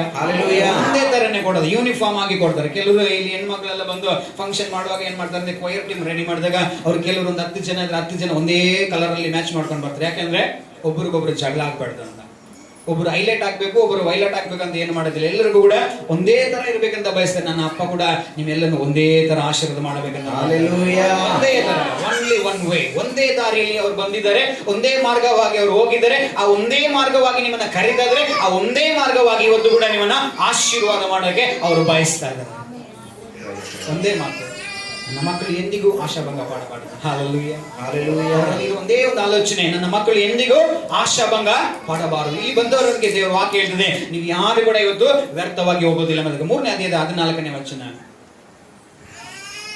ಹೀಗಿರಲಾಗಿ ಯಾವ ತಂದೆಯಿಂದ ಭೂಪರಲೋಕಗಳಲ್ಲಿರುವ ಪ್ರತಿ ಜನವು ಹೆಸರು ತೆಗೆದುಕೊಂಡು ಕೊಳ್ಳುತ್ತದೋ ಆ ತಂದೆಯ ಮುಂದೆ ನಾನು ಮೊಣಕಾಲೂರಿಕೊಂಡು ನೀವು ದೇವರಾತ್ಮನ ಮೂಲಕ ಆಂತರ್ಯದಲ್ಲಿ ವಿಶೇಷ ಬಲ ಹೊಂದಿದರಾಗುವ ಹಾಗೆಯೇ ಕ್ರಿಸ್ತನು ನಿಮ್ಮ ನಂಬಿಕೆಯ ಮೂಲಕ ನಿಮ್ಮ ಹೃದಯಗಳಲ್ಲಿ ವಾಸ ಮಾಡುವ ಹಾಗೆಯೂ ಆತನು ತನ್ನ ಮಹಿಮಾತಿಶಯದ ಪ್ರಕಾರ ಅನುಗ್ರಹಿಸಲಿ. ವಚನ ಹೇಳ್ತದೆ, ಆತನು ತನ್ನ ಮಹಿಮಾತಿಶಯದ ಪ್ರಕಾರ ಇವತ್ತು ಅನುಗ್ರಹ ಮಾಡಬೇಕೆಂಬುದಕ್ಕಾಗಿ. ಅಂದ್ರೆ ನಮ್ಮ ಆಶೆ ಅಲ್ಲ, ದೇವರ ಆಶೆಯಲ್ಲಿ ನೆರವೇರಬೇಕು. ಎಷ್ಟು ಜನ ಹೇಳ್ತಾರೆ, ಇವತ್ತು ದೇವರು ನನಗೆ ಏನು ಕೊಡೋದಕ್ಕೆ ಬಯಸಿದ್ರು, ಲೆಟ್ ಹಿಮ್ ಟು ಗಿವ್, ಅವರು ನನಗೆ ಅದನ್ನ ಕೊಡ್ಲಿ ಅಂತ ನೀವು ಹೇಳೋರಿಗೆ ಅವ್ರು ಹೇಳ್ತಾ ಇದ್ರೆ, ನನ್ನ ಮಹಿಮಾತಿಶಯದ ಪ್ರಕಾರ ನಾನು ನಿಮಗೆ ಆಶೀರ್ವಾದ ಮಾಡ್ತೇನೆ. ಕೆಲವ್ರಿಗೆ ಅರ್ಥ ಆಗ್ತಲ್ಲ, ಇವಾಗ ಹೇಳ್ತಾರೆ, ಇನ್ನು ಕೂಡ ಕೆಲವ್ರಿಗೆ ಅರ್ಥ ಆಗ್ತಿಲ್ಲ. ಅರ್ಥ ಆದವ್ರು ಮಾತ್ರ ಇಲ್ಲಿ ಭಾಗ್ಯವಂತರು. ಪಕ್ಕದಲ್ಲಿ ಇರೋ ಹೇಳ್ರಿ, ಅರ್ಥ ಆದವರೇ ಭಾಗ್ಯವಂತರು ಎಂಬುದಕ್ಕಾಗಿ. ಹಲ್ಲೆಲೂಯಾ. ಅನೇಕರಿಗೆ ಅರ್ಥವಾಗ್ತಾ ಇದೆ, ಅರ್ಥ ಆಗತಾ ಇರೋರು ಹೇಳ್ತಾ ಇದ್ದಾರೆ, ಇವತ್ತು ದೇವರು something God is going to give me, ಏನೋ ಇವತ್ತು ದೇವರು ನನಗೆ ಕೊಡಲಿಕ್ಕಿದ್ದಾರೆ. ರೈಟ್ ನೌ ಅವ್ರು ನನಗೆ ಕೊಡಲಿಕ್ಕಿದ್ದಾರೆ. ನೀನ್ ಮಾತಾಡ್ತೆ ಮಗು, ಅವ್ರು ಹೇಳ್ತಾರೆ ನಾನು ಬಂದು ಮಾತಾಡ್ಬೇಕಂತ. ಹಲ್ಲೆಲೂಯಾ. ಹಾಗಾಗಿ ಇಲ್ಲಿ ಅನೇಕರಿಗೆ ದೇವರು ಕೊಡೋದಕ್ಕೆ ರೆಡಿ ಇದ್ದಾರೆ. ಅದು ನೀವು ಕೇಳಬೇಕು, ದೇವರೇ ಇವತ್ತು ನನಗೆ ಅದ್ಭುತ ಮಾಡಂತ. ರೈಟ್ ನೌ ಅನೇಕರು ಎಷ್ಟು ಜನ ಹೇಳ್ತಾ ಇದ್ದೀರಾ, ನನಗೆ ಅದ್ಭುತ ಮಾಡಪ್ಪ ಅಂತ. ಅಚ್ಚನ ವಚನ ಹೇಳ್ತಾರೆ, ನಾನು ಮಹಿಮಾತಿಶಯದ ಪ್ರಕಾರ ಅನುಗ್ರಹ ಮಾಡೋದಕ್ಕೆ ಸಿದ್ಧನಾಗಿದ್ದೇನೆ ಎಂಬುದಕ್ಕಾಗಿ. ಏನೇ ಆದ್ರೂ ಕೂಡ ಇಲ್ಲಿ ಮನುಷ್ಯರ ಕಾರ್ಯ ಏನು ನಡೆಯೋದಿಲ್ಲ, ನನ್ನ ಆಲೋಚನೆ ನಡೆಯೋದಿಲ್ಲ, ನಮ್ಮನ್ನ ನಡೆಸಿದ ಆತನ ಆಲೋಚನೆ ಮಾತ್ರ ನೆರವೇರೋದು. ಅವರು ಕರೆತಂದಿದ್ದಾರೆ, ಅವರು ಮಾತನಾಡ್ತಾ ಇದ್ರೆ ಅವರು ನಿಮಗೆ ಕೊಡುವುದನ್ನು ಕೊಟ್ಟೆ ಬಿಡ್ತಾರೆ. ನಾನ್ ಕೊಡೋಕ್ಕಾಗೋದಿಲ್ಲ, ಬಟ್ ನಮ್ಮನ್ನ ಕರೆದಂತ ದೇವರು ಹೇಳ್ತಿದ್ರೆ, ನಾನು ಏನ್ ಕೊಡ್ಬೇಕಂತ ನಿಮಗೆ ಕರೆದಿದ್ದೀನೋ ಅದನ್ನ ನಾನು ಇವತ್ತು ನಿಮಗೆ ಕೊಡ್ತೇನೆ ಎಂಬುದಕ್ಕಾಗಿ. ಒಪ್ಪಿಸ್ಕೊಡ್ತಾ ಇದ್ದೀರಾ? ಎಷ್ಟು ಜನ ಒಪ್ಪಿಸ್ಕೊಡ್ತಾ ಇದ್ದೀರಾ? ಒಪ್ಪಿಸ್ಕೊಡ್ತಾ ಇದ್ದೀರಾ? ಒಪ್ಪಿಸ್ಕೊಡೋದಂದ್ರೆ ಸುಮ್ಮನೆ ಒಂದು ಉದಾಹರಣೆ ಕೂಡ ಹೇಳಕ್ಕೆ ಬಯಸ್ತೀನಿ. ನಮ್ಮ ಸಭೆಗೆ ಒಬ್ರು ಬ್ರಾಹ್ಮಣ್ ಅವ್ರು ಬಂದಿದ್ರು, ಬ್ರಾಹ್ಮಣ್ ಬ್ರದರ್ ಒಬ್ರು ಬಂದಿದ್ರು. ಅವ್ರು ನಮಗೆ ತುಂಬಾ ಮೆಚ್ಚುಗೆ ಆದ್ರು ಕೂಡ ಸಭೆಯಲ್ಲಿ. ಅವ್ರು ಬಂದಿದ್ರು, ನಾವೆಲ್ಲರೂ ಕೂಡ ಕರ್ತನ ಮೇಜಿಗೆ ಕೊಡುವಾಗ ಹಾಗೆ ಮುಂದಿನ ಸತಿ ಯಾರೆಲ್ಲ ಕರ್ತನ ಮೇಜಿಗೆ ತೆಗೆದುಕೊಳ್ಳೋಕೆ ಒಪ್ಪಿಸ್ಕೊಡ್ತೀರಾ ಅಂತ ಅವ್ರ ಕೈ ಎದ್ದು ಬಿಟ್ರು. ಅವ್ರಿಗೆ ಗೊತ್ತಿಲ್ಲ ಏನ್ ವಿಷಯ ಅಂತ. ಅಂದ್ರೆ ಅದರಲ್ಲಿ ಬಂದ್ರೆ ದೀಕ್ಷಾಸನ ತೆಗೆದುಕೊಳ್ಬೇಕು, ಕರ್ತನಿಗಾಗಿ ಬದುಕಬೇಕು, ಇದೆಲ್ಲ ಫಾರ್ಮಾಲಿಟಿ ಇದೆ. ಅವ್ರಿಗೆ ಗೊತ್ತಿಲ್ಲ, ಬ್ರಾಹ್ಮಣ್ಸ್ ಬೇರೆ ಅವರು. ಹಾಗಿರುವಾಗ ಅವ್ರು ಯಥಾ ಪ್ರಕಾರ ಎಲ್ಲರೂ ಕೈ ಎತ್ತುವಾಗ ಏನ್ ಮಾಡಿದ್ರು, ಅವರು ಕೂಡ ಗುಂಪಲ್ಲಿ ಗೋವಿಂದ ಅಂತ ಕೈ ಎತ್ತು ಬಿಟ್ರು. ಒಂದು ದಿವಸ ಬಂದು ಹೇಳಿದ್ರು, ಅಯ್ಯ ಆವತ್ತು ನಾನು ಕೈ ಎತ್ತಿದ್ದೆ ನನಗೆ ಏನಂತ ಗೊತ್ತಿಲ್ಲ, ಆದ್ರೆ ಇವಾಗ ನನಗೆ ಗೊತ್ತಾಗಿದೆ, ನನ್ನ ಕೈ ಎತ್ತೋದಂದ್ರೆ ದೇವರು ನನ್ನನ್ನು ಆವಾಗಲೇ ಆರಿಸ್ಕೊಂಡ್ಬಿಟ್ಟಿದ್ದಾರೆ ಅಂತ. ಹಾಲೆಲೂಯಾ. ಅವಾಗ ಅವ್ರು ಕೈ ಎತ್ತಿದ್ರು. ಆಮೇಲೆ ಅವ್ರು ಬಂದು ಸಾಕ್ಷಿ ಹೇಳಿದ್ರು, ಅವತ್ತು ನನ್ನ ಕೈ ಎತ್ತಿದ್ರು ಏನಕ್ಕಂತಾನೆ ಕೂಡ ಗೊತ್ತಿಲ್ಲ, ಎಲ್ಲಾರು ಕೈ ಎತ್ತಿದ್ರು, ನಾನು ಎತ್ಬಿಟ್ಟೆ. ಆದ್ರೆ ಯಾವಾಗ ನನ್ನ ಕೈ ಎತ್ತಿದ್ರು ಆವಾಗಲೇ ನನ್ನ ಅಪ್ಪ ನನ್ನ ಕೈ ಹಿಡಿದು ಬಿಟ್ಟಿದಾರಂತ. ಇವಾಗ ನೀವು ಅವ್ರ ಫೋನ್ ನಂಬರ್ ಕೊಡ್ತೀನಿ, ಬೇಕಾದ್ರೆ ಕೇಳ್ರಿ, ಅದನ್ನ ಹೇಳ್ತಾರೆ. ಅವತ್ತು ನನ್ಗೆ ಗೊತ್ತಿಲ್ಲದೆ ಕೈ ಎತ್ತಿದೆ, ಅವತ್ತು ಕೈ ಎತ್ತಿದ್ದಕ್ಕೆ ಇವತ್ತು ನನ್ನ ಕೈ ಹಿಡಿದಿದ್ದಾರೆ ಎಂಬುದಕ್ಕಾಗಿ. ಇವತ್ತು ಅನೇಕ ಕೈ ಎತ್ತಿದ್ದೀರಾ ಅಂದ್ರೆ ನಾನೆಲ್ಲ ನಿಮ್ಮ ತಂದೆಯಾದ ದೇವರು ನಿಮ್ಮನ್ನ ಕೈ ಎತ್ತನ್ನ ನೋಡಿದ್ದೇನೆ. ಹಾಲೆಲೂಯಾ. ಅನೇಕ ಕೈಗಳನ್ನ ನೋಡಿದರೆ ಆ ಕೈಗಳನ್ನ ಅವ್ರು ವ್ಯರ್ಥವಾಗಿ ಕಳಿಸಿಕೊಡೋದಿಲ್ಲ. ಆ ಕೈಗಳಲ್ಲಿ ಸಮಥಿಂಗ್ ಅಂದ್ರೆ ತಾಂಬೂಲವನ್ನ ಕೊಟ್ಟೆ ಕೊಡಿದರೆ, ಅಂದ್ರೆ ಅಭಿಷೇಕವಾಗಿರಬಹುದು, ವರದಾನಗಳಾಗಿರಬಹುದು, ಪವಿತ್ರಾತ್ಮನ ಮಹಿಮೆಯಾಗಿರಬಹುದು, ಅಥವಾ ನಿಮ್ಮನ್ನ ಸೇವಕರನ್ನಾಗಿ ಮಾರ್ಪಡಿಸಬಹುದು, ಪ್ರವಾದಿಯನ್ನಾಗಿ ಅಭಿಷೇಕ ಮಾಡಬಹುದು, ಸುವಾರ್ತಿಕರನ್ನಾಗಿ ಮಾಡಬಹುದು, ಅಥವಾ ಒಬ್ಬ ಅಪೊಸ್ತಲರನ್ನಾಗಿ ಕೂಡ ಮಾಡಬಹುದು. ಇನ್ನು ಏನ್ ಮಾಡ್ಬೇಕಂದ್ರೆ ದೇವರು ನಿಮ್ಮನ್ನ ಕರೆದಿದ್ದಾರೆ ಈ ಕೂಟದಲ್ಲಿ, ಅದನ್ನು ಅವ್ರು ಮಾಡೇ ಕಳಿಸ್ಕೊಡೋದು. ಒಂದೇ ಅವರ ಆಲೋಚನೆ, ಏನ್ ಮಾಡ್ಬೇಕಂತ ಕರೆದಿದ್ರೋ ಅದನ್ನ ಮಾಡೇ ಮಾಡ್ತಾನೆ. ಎಷ್ಟು ಜನ ಇದೆ ಹೇಳ್ತಾ ಇದ್ದೀರಾ? ಎಷ್ಟು ಜನ ಇವಾಗ ಸಂತೋಷವಾಗ್ತಾ ಇದ್ದೀರಾ? ಇನ್ನು ಮುಗಿಸಕ್ಕೆ ಎತ್ತಿ ನೀವು ದೇವರನ್ನ ಘನಪಡಿಸ್ರಿ. ಆಮೆನ್. ಕೈ ಎತ್ತಿ ಅಂತ ಹೇಳುವಾಗ ಪಾಸ್ಟರ್ ಹಿಂದ್ಗಡೆ ಹೇಳ್ತಾರೆ, ಎತ್ತಬೇಡ್ರಿ, ನಿಮ್ಮ ಮನಸ್ಸಿನಲ್ಲಿ ಬರಬೇಕು. ನನ್ನ ಕೈ ಎತ್ತಿದ್ರೆ ನಮ್ಮ ಅಪ್ಪ ನನ್ನ ಕೈ ಹಿಡಿದುಕೊಳ್ತಾರೆ ಎಂಬುದಕ್ಕಾಗಿ. ಒಂದು ಪೇತ್ರನು ನೀರಿನ ಮೇಲೆ ನಡೆದುಕೊಂಡು ಹೋಗುವಾಗ ಅವ್ರು ಮುಳುಗುವಂತ ಒಂದು ಪರಿಸ್ಥಿತಿ ಬಂದು ನಮಗೆಲ್ಲರಿಗೂ ಕೂಡ ಚೆನ್ನಾಗಿ ಗೊತ್ತು, ಹೌದಲ್ವಾ? ಅವ್ರು ಮುಳುಗುವಂತ ಪರಿಸ್ಥಿತಿ ಬಂದಾಗ ಅವರು ಕೈ ಎತ್ತಿ ಹೇಳಿದ್ರು, ಏಸಪ್ಪ ಇವತ್ತು ನನ್ನನ್ನ ರಕ್ಷಣೆ ಮಾಡಪ್ಪ ಅಂತ. ಅವ್ರು ಯಾವಾಗ ಕೈ ಎತ್ತಿದ್ರು ಆವಾಗ ಯೇಸು ಸ್ವಾಮಿ ಬಂದ್ರೆ ಹೇಳಿದ್ರು, ನಾನು ನಿನ್ನನ್ನು ಎಂದಿಗೂ ಕೈಗೆ ಬಿಡದೇ ಇಲ್ಲ ಎಂಬುದಕ್ಕಾಗಿ. ಹಾಲೆಲೂಯಾ. ಇವತ್ತು ಅದೇ ತರ ನೀವು ಗೊತ್ತಿಲ್ಲದೆ ಕೈ ಎತ್ತುತ್ತಾ ಇದ್ದೀರಾ. ಇವತ್ತು ನಿಮ್ಮ ಕೈಗಳನ್ನು ಏಸಪ್ಪ ನೋಡಿದ್ದಾರೆ. ಇವತ್ತು ನೀವು ಎತ್ತಿರೋದು ನಿಮಗೆ ಗೊತ್ತಿಲ್ಲದೆ ಇರಬಹುದು, ಆದ್ರೆ ನನ್ನ ಅಪ್ಪನ ಸಮಯ ಬಂದಾಗ, ನನ್ನ ತಂದೆಯಾದ ದೇವರ ಸಮಯ ಬಂದಾಗ ನಿಮ್ಮ ಕೈಗಳನ್ನ ಮೆಗದಷ್ಟು ಮತ್ತಷ್ಟು ಅವ್ರು ನಿಮ್ಮನ್ನು ಆಶೀರ್ವಾದ ಮಾಡ್ಲಿಕ್ಕಿದ್ದಾರೆ. ಹಾಲೆಲೂಯಾ.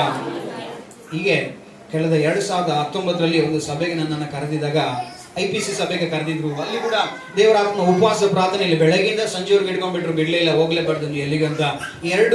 ಎರಡು ಸೆಕ್ಷನ್ ಅನ್ನ ನನಗೆ ಕೊಟ್ಟು ಸೇವೆ ಮಾಡೋಕ್ಕೆ, ಪ್ರಸಂಗ ಮಾಡೋದಕ್ಕೆ ಕೊಟ್ಟು ಬಿಟ್ಟಿದ್ರು. 2 ಪ್ರಸಂಗದಲ್ಲಿ ಒಂದೇ ಒಂದು ವಿಷಯ ಮಾತ್ರ, ಒಂದೇ ಒಂದು ವಾಕ್ಯ ಮಾತ್ರ ಪ್ರಸಂಗ ಮಾಡಿದ್ದು ಬೆಳಗ್ಗೆಯಿಂದ ಸಂಜೆವರೆಗೂ. ಅವಾಗ ಪ್ರಸಂಗ ಮಾಡಿ ಮುಂದಿನ ದಿನ ನಾನು ಬರುವಾಗ ಅಥವಾ ದೇವರು ನಮ್ಮನ್ನ ಕರೆತರುವಾಗ ನಿಮ್ಮ ಸಭೆ ಒಂದು ಇಂಟರ್ನ್ಯಾಷನಲ್ ಸಭೆಯಾಗಿ ಮಾರ್ಪಟ್ಟಿರ್ತದೆ ಅಂತ ಹೇಳುವಾಗ, ಇವತ್ತು ಹೋದ್ರು ಆ ಸಭೆಯವರು ಹೇಳ್ತಾರೆ, ಅವತ್ತು ಹೇಳಿದ ಸೇವಕರು ಇವತ್ತು ನಮ್ಮ ಮಧ್ಯದಲ್ಲಿ ಬಂದಿದ್ದಾರೆ, ದೇವರು ಅವ್ರನ್ನ ಆಶೀರ್ವಾದ ಮಾಡೋದು. ಯಾಕೆ ಗೊತ್ತಾ? ಏನ್ ಅನ್ಕೊಂಡಿರ್ಬೋದು ನಿಮ್ಮಲ್ಲಿ? ಅವಾಗ ಅವ್ರು ಒಂದೇ ಒಂದು ಚಿಕ್ಕ ಮನೆ ಒಳಗಡೆ ಹೋಗಿ ಬಾಡಿಗೆ ಇದ್ಕೊಂಡು ಅವರು ಸೇವೆ ಮಾಡ್ತಾ ಇದ್ರು. ಚಿಕ್ಕ ಒಂದು ಗೂಡಾರ ಅಥವಾ ಇದೇ ತರ ಶೀಟು ಮಾಡಿ ಮೇಲೆ 3ನೇ ಫ್ಲೋರ್ ಹತ್ಕೊಂಡು ಹೋಗ್ಬೇಕಾಗಿತ್ತು. ವಯಸ್ಸಾದವರು ಬಂದ್ರು ಕೂಡ ಹತ್ತಕ್ಕೆ ಆಗ್ತದಿಲ್ಲ, ಏರೋಪ್ಲೇನ್ ಹತ್ತಿದ್ರ ಇತ್ತು, ಅದು ಮೆಟ್ಲಿಲ್ಲ, ಇಕ್ಕಟ್ಟಾಗಿ ಕೆಳಗಡೆ ಎಲ್ಲ ಮನೆಗಳು, ಮನೆಯಲ್ಲಿರುವಂತೆ ಮನೆ ಅಂತ ಹೇಳುವಾಗ ಎಲ್ಲರಿಗೂ ಚೆನ್ನಾಗಿ ಗೊತ್ತಿತ್ತು. ಆ ಕೆಳಗಡೆಯಿಂದ ಮನೆಯವರು ಬಟ್ಟೆ ತೊಳೆದು ಎಲ್ಲ ಹಾಕ್ಬೇಕು, ಮೆಟ್ಲ ಮೇಲೆ ಹಾಕ್ಬೇಕು. ಆರಾಧನೆಗೆ ಹೋಗೋರು ಬರೋರಲ್ಲ, ಆ ಬಟ್ಟೆಗಳನ್ನ ನೋಡ್ಕೊಂಡು ಹೋಗ್ಬೇಕು, ಬರಬೇಕು, ಇದೆಲ್ಲ ಕಷ್ಟಕರವಾಗಿತ್ತು. ಅದರಲ್ಲಿ ಆವತ್ತು ದೇವರ ಆತ್ಮನ ವಾಕ್ಯದ ಮೂಲಕವಾಗಿ ಮಾತನಾಡಿರೋ ಮುಂದಿನ ಸಮಯ ಬರುವಾಗ ಈ ಸಭೆ ದೊಡ್ಡ ಮಟ್ಟದಲ್ಲಿ ಬದಲಾಗಿರ್ತದೆ ಅಂತ. ಕಳೆದ 2020ನೇ ವರ್ಷದಲ್ಲಿ ಅವ್ರು ನನ್ನನ್ನು ಕರೆದಿದ್ರು ಮತ್ತೆ ಸೇವೆಗೆ ಹೋಗಿ ನೋಡುವಾಗ, ಅವಾಗ ನನ್ನ ಕಣ್ಣಲ್ಲಿ ನೀರು ಬರಂಗ ಆಗ್ಬಿಟ್ಟಿತ್ತು. ನಾನೇ ಊಹಿಸ್ಕೊಂಡಿರ್ಲಿಲ್ಲ ಆ ಸಭೆನ ದೇವರು ಅಷ್ಟೊಂದು ಬದಲಾವಣೆ ಮಾಡಿರ್ತಾರಂತ. ಚಿಕ್ಕದಾದ ಒಂದು ಮಾಡಿ ಮೇಲಿದ್ದಂತ ಒಂದು ಸಭೆ ಇವತ್ತು 30,000 ರೂಪಾಯಿ ಬಾಡಿಗೆ ಕೊಟ್ಬಿಟ್ಟು ಅಲ್ಲಿ ಆರಾಧನೆ ನಡೆಸಿದ್ರೆ, ಅಲ್ಲಿ ನಾನು ಆರಾಧನೆ ನಡೆಸ್ತಾರ ನೋಡಿದ್ರೆ ಹೇಗಿತ್ತು ಗೊತ್ತಾ? ಎಲ್ಲೋ ಪರಲೋಕದ ಒಳಗಡೆನೆ ನಾನು ಹೋದಂಗ ಆಗಿತ್ತು. ಎಲ್ಲ ರೆಡಿಮೇಡ್, ಎಲ್ಲಾ ಕಡೆ ಕೂಡ ಮಿಂಚ್ತಾ ಇದೆ, ಲೈಟ್ ಎಲ್ಲ ಹಾಕಿ ಫುಲ್ ಡೆಕೋರೇಷನ್ ಮಾಡಿ ಐಫೈ ಸಭೆಯಾಗಿ ಅದನ್ನ ಮಾರ್ಪಡಿಸಿ ದೇವರು ಅವ್ರ ಕೈಗೆ ಕೊಟ್ಟಿದ್ದಾರೆ. ಹೆಂಗಾಯ್ತು? ಅವ್ರು ನಂಬಿದಾಗ ಮಾತ್ರವಾಯಿತು. ಹೆಂಗಾಯ್ತು? ಅವ್ರು ನಂಬಿದಾಗ ಮಾತ್ರವೇ ಆಯ್ತು. ಅವತ್ತು ವಾಕ್ಯವನ್ನು ಅವ್ರು ನಂಬಿದ್ರು. ಅವತ್ತು ಒಂದು ವಾಕ್ಯಗಳು ದೇವರವರಿಗೆ ಪ್ರಕಟ ಮಾಡಿಕೊಟ್ರು. ಆ ಒಂದು ವಾಕ್ಯವನ್ನು ನಂಬಿದ್ರು.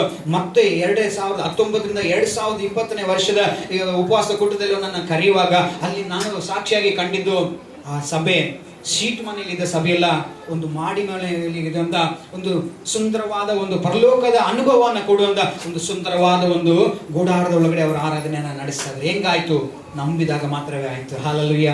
ಇವತ್ತು ಎಷ್ಟು ಜನ ನೀವು ನಂಬುತ್ತಾ ಇದ್ದೀರಾ? ಎಷ್ಟು ಜನ ನಂಬುತ್ತಾ ಇದ್ದಾರೆ? ನನ್ನ ಪ್ರಿಯ ದೇವಚನಗಳೇ, ನೀವು ನಂಬುತ್ತಾ ಇರುವಾಗಲೇ ದೇವರು ನಿಮಗೆ ಬದಲಾವಣೆ ಕೊಡ್ತಾ ಇದ್ದಾರೆ. ಹಾಗಾದ್ರೆ ನೀವು ಕ್ರಿಸ್ತನು ಎಂಬ ದೇವರ ಗುಡಾರದಲ್ಲಿ, ಆತನ ಕುಟುಂಬದಲ್ಲಿ ನೀವುಗಳು ಕೂಡ ಒಂದಾಗಿದ್ದೀರಾ. ಹಾಗಾಗಿ ದೇವರ ಕುಟುಂಬದಲ್ಲಿ ನೀವು ಬಂದಿರುವಾಗ ನಿಮಗೆ ಯಾರಿಗೂ ಕೂಡ ಅವರು ಪಕ್ಷಪಾತವನ್ನ ಮಾಡೋದಿಲ್ಲ, ಅವ್ರು ನಿಮ್ಗೆ ಒಳ್ಳೆದನ್ನೇ ಮಾಡುವವರಾಗಿದ್ದಾರೆ. ಹಾಲೆಲೂಯಾ. ಎಷ್ಟು ಜನ ಸಂತೋಷ ಪಡ್ತಾ ಇದ್ದೀರಾ? ದೇವರ ಕುಟುಂಬದಲ್ಲಿ ದೇವರ ಮಕ್ಕಳಿಗೆ ಯಾರಿಗೂ ಕೂಡ ಮಕ್ಕಳಿಗೆ ಅವರು ಮೋಸ ಮಾಡೋದಿಲ್ಲ. ಮೋಸ ಮಾಡ್ತಾರ? ಹಾಲೆಲೂಯಾ. ಉದಾಹರಣೆಗೆ ಕೇಳ್ತೀನಿ, ನಿಮ್ಮ ಮಕ್ಕಳನ್ನ ನಿಮ್ಮ ಮನೆಯಲ್ಲಿ ಸಾಕುವಂತ ನಿಮ್ಮ ಮಕ್ಕಳಿಗೆ ಮಗನಿಗೊಂದು ಕೊಟ್ಟು ಮಗಳಿಗೊಂದು ಕೊಟ್ಟು ನೀವು ಮೋಸ ಮಾಡ್ತೀರಾ? 2 ಹೆಣ್ಣು ಮಕ್ಕಳಿದ್ರೆ 2 ಹೆಣ್ಣು ಮಕ್ಳಿಗೆ ಒಂದೇ ತರ ಬಟ್ಟೆ ತಗೊಂಡ್ಬಂದು ಕೊಡ್ತೀರಾ? 2 ಗಂಡು ಮಕ್ಕಳಿದ್ರೆ ಇಬ್ಬರಿಗೂ ಒಂದೇ ತರ ತಂದು ಕೊಡ್ತೀರಾ? ಇಷ್ಟು ಜನ ದೇವರ ಮಕ್ಕಳಾಗಿರುವಾಗ ನಿಮ್ಮೆಲ್ಲರಿಗೂ ದೇವರು ಒಂದೇ ತರನೇ ಮಾಡೋದು. ನಂಬಿದವರು ಮಾತ್ರ ಎಷ್ಟು ಜನ ಇದ್ದೀರಾ? Hallelujah, hallelujah, hallelujah. ನಮ್ಮೆಲ್ಲರಿಗೂ ಕೂಡ ದೇವರು ಒಂದೇ ರೀತಿಯಾದ ಕಾರ್ಯಗಳನ್ನು ಮಾಡುವುದಕ್ಕೆ ಅವರು ಶಕ್ತರಾಗಿದ್ದಾರೆ. ಈಗ ಏನ್ ಮಾಡೋಣ? ಆ ಶಕ್ತನಾದ ದೇವರ ಮುಂದೆ ನಮ್ಮನ್ನು ಸಮರ್ಪಣೆ ಮಾಡಿಕೊಳ್ಳಿ. ಎಷ್ಟು ಜನ ಸಮರ್ಪಣೆ ಮಾಡೋದಕ್ಕೆ ಸಿದ್ಧರಾಗ್ತಾ ಇದ್ದೀರಾ? ಹಲ್ಲೆಲೂಯಾ. ಹಲ್ಲೆಲೂಯಾ.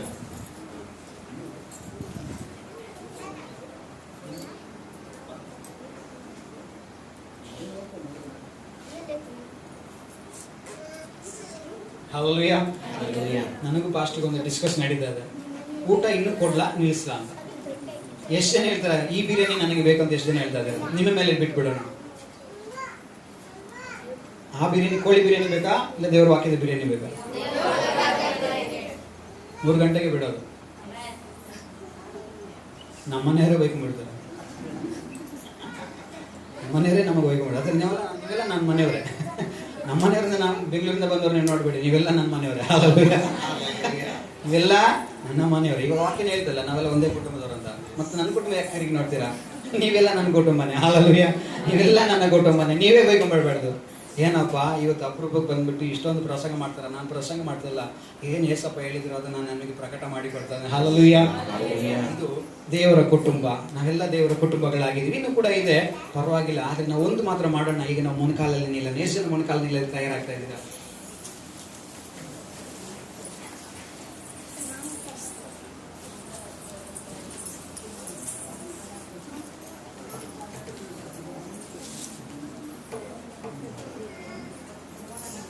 ಆಮೇಲೆ ಕೈ ಎತ್ತಿದ ತಕ್ಷಣ ಪ್ರಸಂಗ ಮುಂದುವರಿಸ್ತೀನಿ ಅನ್ಕೊಂಡ್ಬಿಟ್ರಲ್ವಾ? ಪ್ರಸಂಗ ಮಾಡಿದ್ರೆ ಇವತ್ತು ರಾತ್ರಿವರೆಗೂ ನಾವು ಪ್ರಸಂಗ ಮಾಡ್ಬೋದು, ಪ್ರಾಬ್ಲಮ್ ಇಲ್ಲ. ಕಳೆದ ಬಾರಿ ಬೀದರ್ಗೆ ಹೋದಾಗ 8:00 ರಾತ್ರಿ ಕರ್ಕೊಂಡು ಹೋಗ್ಬಿಟ್ರು ದಿಢೀರಂತ. 12:00 ರಾತ್ರಿವರೆಗೂ ಎಲ್ಲರೂ ಕೂಡ ದೇವ ಜನರು ಅಲ್ಲಿ ಏನ್ ಮಾಡ್ತಾ ಇದ್ರು ಅಂದ್ರೆ ಪ್ರಸಂಗ ಕೇಳ್ತಾನೆ ಇದ್ರು. ಕೇಳೋದು ದೊಡ್ಡ ವಿಷಯ ಅಲ್ಲ. ಒಂದು ವಾಕ್ಯವನ್ನು ಕೇಳಿದ್ರು ಕೂಡ ಅದರಲ್ಲಿ ನಮಗೆ ನಂಬಿಕೆ ಬರಬೇಕು. ನಾನು 100 ವಾಕ್ಯ ಪ್ರಸಂಗ ಮಾಡಿ 100 ವಾಕ್ಯ ಇಲ್ಲಿ ಹಂಚಿಕೊಳ್ಳೋದ್ರಿಂದ ಪ್ರಯೋಜನ ಇಲ್ಲ ಪ್ರಿಯ ದೇವ ಜನಗಳೇ. ನೀವು ಕೇಳುವಂತ ಒಂದು ವಾಕ್ಯ ನಿಮ್ಮ ಮನಸ್ಸಿನಲ್ಲಿ ಅದು ಆಳವಾಗಿ ಕಾರ್ಯ ಮಾಡಬೇಕು. ನಾನು 1000 ವಾಕ್ಯ ಎತ್ಕೊಂಡು ಬಂದು ಇಲ್ಲಿ ನಿಂತ್ಕೊಂಡು ಪ್ರಸಂಗ ಮಾಡೋದು ನನಗೇನು ಕಷ್ಟ ಇಲ್ಲ. ಬಟ್ ಕೇಳಿದ ನಿಮಗೆ ಅದು ಹೃದಯದಲ್ಲಿ ಕಾರ್ಯ ಮಾಡಬೇಕು. ಇವತ್ತು ಅದನ್ನ ನಂಬುದಾಗನೇ ಅನೇಕರ ಹೃದಯದಲ್ಲಿ ಕಾರ್ಯ ಮಾಡಿರೋದು. ಹಲ್ಲೆಲೂಯಾ. ಕೊನೆಯದಾಗಿ ನಾನು ಹೇಳಿದಾಗೆ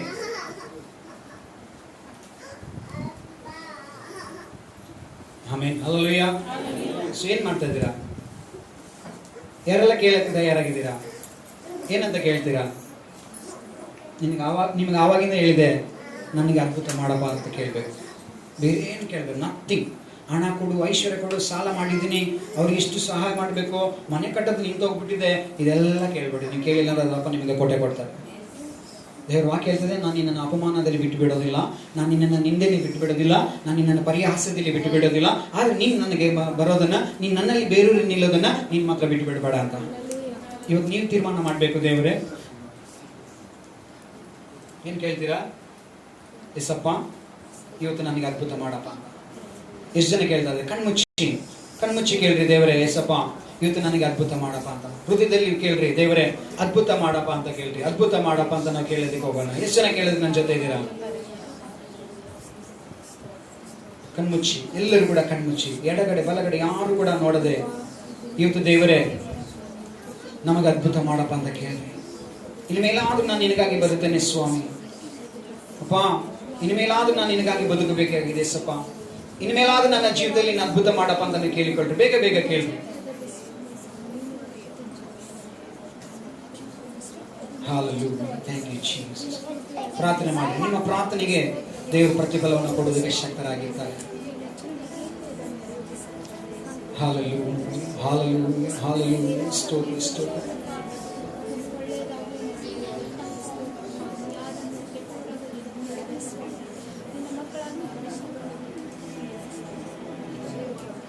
Hallelujah. ಪ್ರಾರ್ಥನೆ ಮಾಡಿ. ಯಾರು ಕೂಡ ಮೌನವಾಗಿರದೆ ಎಲ್ಲರೂ ಕೂಡ ಪ್ರಾರ್ಥನೆ ಮಾಡ್ರಿ. ಇವತ್ತು ನಮಗೆ ಅದ್ಭುತ ಮಾಡಪ್ಪ. ನಾನು ನಿನಗೆ ಸೇವಕನಾಗಿರೋದಕ್ಕೆ ಬಯಸ್ತದೆ, ನನಗೆ ಅದ್ಭುತ ಮಾಡಪ್ಪ. ನಿನ್ನ ಸೇವೆಯನ್ನು ಮಾಡೋದಕ್ಕಾಗಿ ಒಬ್ಬ ದಾಸನಾಗಿರೋದಕ್ಕೆ ನಾನು ಬಯಸ್ತದೆ, ನನಗೆ ಅದ್ಭುತ ಮಾಡಪ್ಪ ಅಂತ ಕೇಳ್ರಿ. Hallelujah. Hallelujah. Hallelujah. Hallelujah. Thank you, Jesus. Amen. Hallelujah. Hallelujah.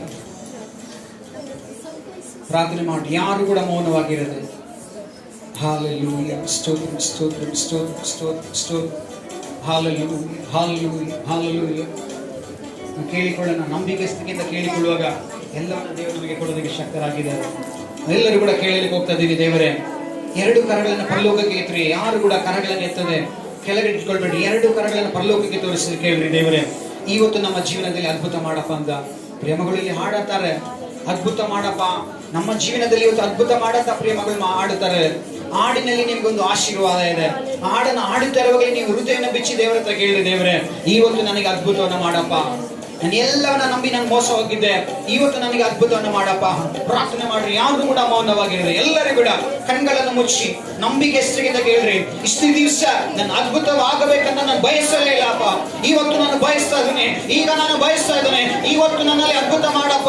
ಈಗಲಾದ್ರೂ ನನಗೆ ಅದ್ಭುತ ಮಾಡಪ್ಪ.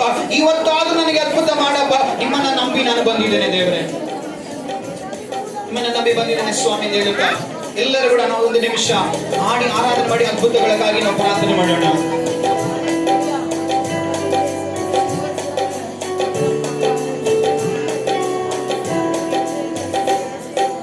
ನಿಮ್ಮನ್ನೇ ನಂಬಿರುವೆವು, ನಿಮ್ಮಂತೆ ಯಾರು ಇಲ್ಲಪ್ಪ. ಹೇಳೋಣ, ನಿಮ್ಮನ್ನೇ ನಂಬಿರುವೆವು, ನಿಮ್ಮಂತೆ ಯಾರು ಇಲ್ಲಪ್ಪ. ಅದ್ಭುತ ಮಾಡಪ್ಪ ನಮ್ಮ ಜೀವಿತದಲ್ಲಿ. ನಿಮ್ಮನ್ನೇ ನಂಬಿರುವೆ ಯೇಸಪ್ಪ. ನಂಬಿಕೆಯಾಗಿ ಅದ್ಭುತ ಮಾಡಪ್ಪ ನಮ್ಮ ಜೀವಿತದಲ್ಲಿ.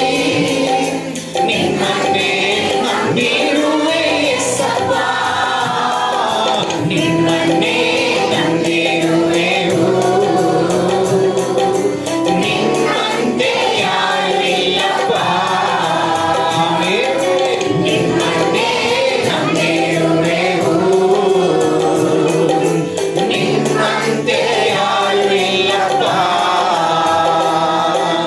ನೀವೇ ಏನಾದರೂ ಮಾಡಬೇಕು ಎಂದು ಎದುರು ನೋಡುತ್ತಾ ಕಾಯುತ್ತಾ ಇರುವೆವು.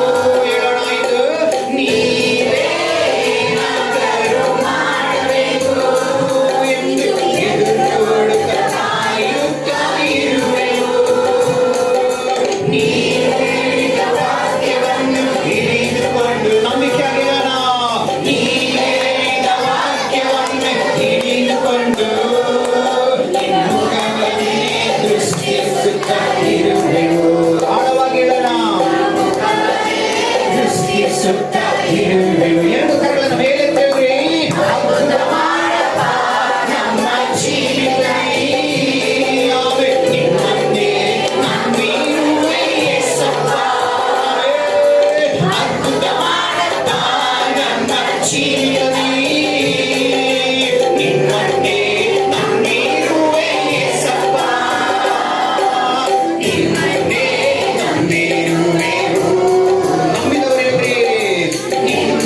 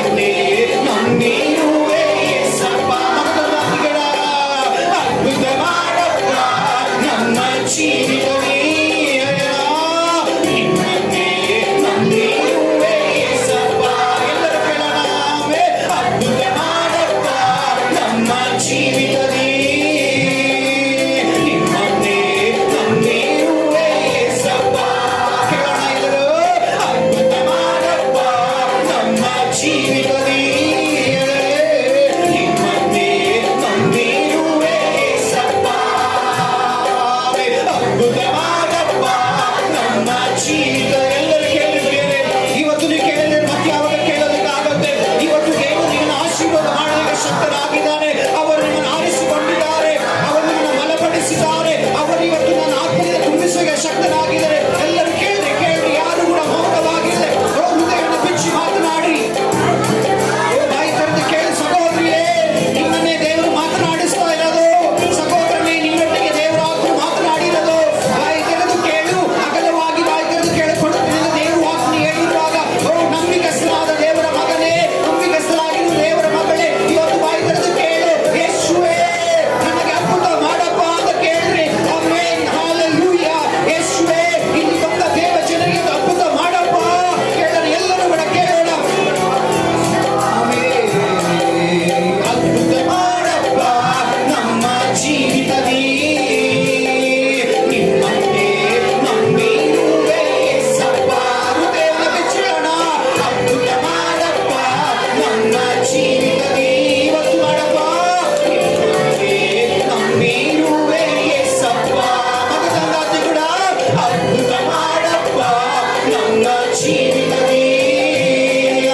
ನಿಮ್ಮನ್ನೇ ನಂಬಿರುವೆ ಯೇಸಪ್ಪ. ಹೃದಯ ಬಿಚ್ಚಿ ಕೇಳೋಣ. ಅದ್ಭುತ ಮಾಡಪ್ಪ ನಮ್ಮ ಜೀವಿತದಲ್ಲಿ. ಹಲವರು ಅಳೆರಿ, ನಗೋರು ಕೈ ಬಿಟ್ಟು ಬಿಚ್ಚಿ ಮಾತನಾಡಿ. ನಿನ್ನ ದೇವರು ನಿನ್ನನ್ನು ನೋಡ್ತಾ ಇದ್ದಾರೆ ಪ್ರಿಯ ಸಹೋದರಿಯೇ. ಓ ದೇವರೊಟ್ಟಿಗೆ ಮಾತನಾಡು. ಏನಾದರೂ ನನಗೆ ಮಾಡಬೇಕೆಂದು ಬಯಸಿದ್ದೀನಪ್ಪ. ಇವತ್ತು ನೀನೇ ನನ್ನ ಜೀವನದಲ್ಲಿ ಏನಾದರೂ ಮಾಡಪ್ಪ ಅಂತ ಕೇಳಿ. ನೀವೇ ಏನಾದರೂ ಮಾಡಬೇಕು ಎಂದು ಎದುರು ನೋಡುತ್ತಾ ಕಾಯುತ್ತಾ ಇರುವೆನು. ನಂಬಿಕೆ ಉಳ್ಳವರ ಮಾತ್ರ. ನೀವೇ ಏನಾದರೂ ಮಾಡಬೇಕು ಎಂದು ಎದುರು ನೋಡುತ್ತಾ ಕಾಯುತ್ತಾ ಇರುವೆನು. ಮಗನಾದ ಹೇಳನಾಯ್ತು. ನೀವೇ ಏನಾದರೂ ಮಾಡಬೇಕು ಎಂದು ಎದುರು ನೋಡುತ್ತಾ ಕಾಯುತ್ತಾ ಇರುವೆನು. ನಂಬಿಕೆ ಉಳ್ಳವರ ಮಾತ್ರ ಹೇಳ್ರಿ ಇಂದು. ನೀವೇ ಏನಾದರೂ ಮಾಡಬೇಕು ಎಂದು ಎದುರು ನೋಡುತ್ತಾ ಕಾಯುತ್ತಾ ಇರುವೆನು. ಮನೋಭಿಕ್ಷೆ ಮಾತನಾಡಿ ಸಹೋದರಿಯೇ. ನೀವೇ ಏನಾದರೂ ಮಾಡಬೇಕು ಎದುರು ನೋಡುತ್ತಾ ಕಾಯುತ್ತಾ ಇರುವೆನು. ಮತ್ತೊಂದಾಗಿ ಕೇಳೋಣ. ನೀವೇ ಏನಾದರೂ ಮಾಡಬೇಕು ನಮಗೆ ಎದುರು ನೋಡುತ್ತಾ ಕಾಯುತ್ತಾ ಇರುವೆನು. ಅದ್ಭುತ ಮಾಡಪ್ಪ ಇದು. ಅದ್ಭುತ ಮಾಡಪ್ಪ ನಮ್ಮ ಜೀವಿತದಲ್ಲಿ. ಹೇಳೋಣ ಇದು. ನಿಮ್ಮನ್ನೇ ನಂಬಿರುವೆ ಯೇಸಪ್ಪ. ನಂಬಿದವರು ಮಾತ್ರ. ನೀವೇ ಏನಾದರೂ ಮಾಡಬೇಕು ಎಂದು ಎದುರು ನೋಡುತ್ತಾ ಕಾಯುತ್ತಾ ಇರುವೆ. ಕಾಯುತ್ತಾ ಇರೋರು ಹೇಳ್ರಿ ಇದು. ನೀವೇ ಏನಾದರೂ ಮಾಡಬೇಕು ಎಂದು ಎದುರು ನೋಡುತ್ತಾ ಕಾಯುತ್ತಾ ಇರುವೆನು. ಆಮೆನ್. ಎದುರು ನೋಡೋರು ಮಾತ್ರ. ನೀವೇ ಏನಾದರೂ ಮಾಡಬೇಕು ಎಂದು ಎದುರು ನೋಡುತ್ತಾ ಕಾಯುತ್ತಾ ಇರುವೆನು. ಹಾಗೆ ಯಾರು ಕೂಡ ಮನಸ್ಸನ್ನು ಬಿಟ್ಟುಕೊಡದೆ ಎಷ್ಟು ಚೆನ್ನಾಗಿ ಹೇಳ್ತಾ ಇದ್ದೀರಾ.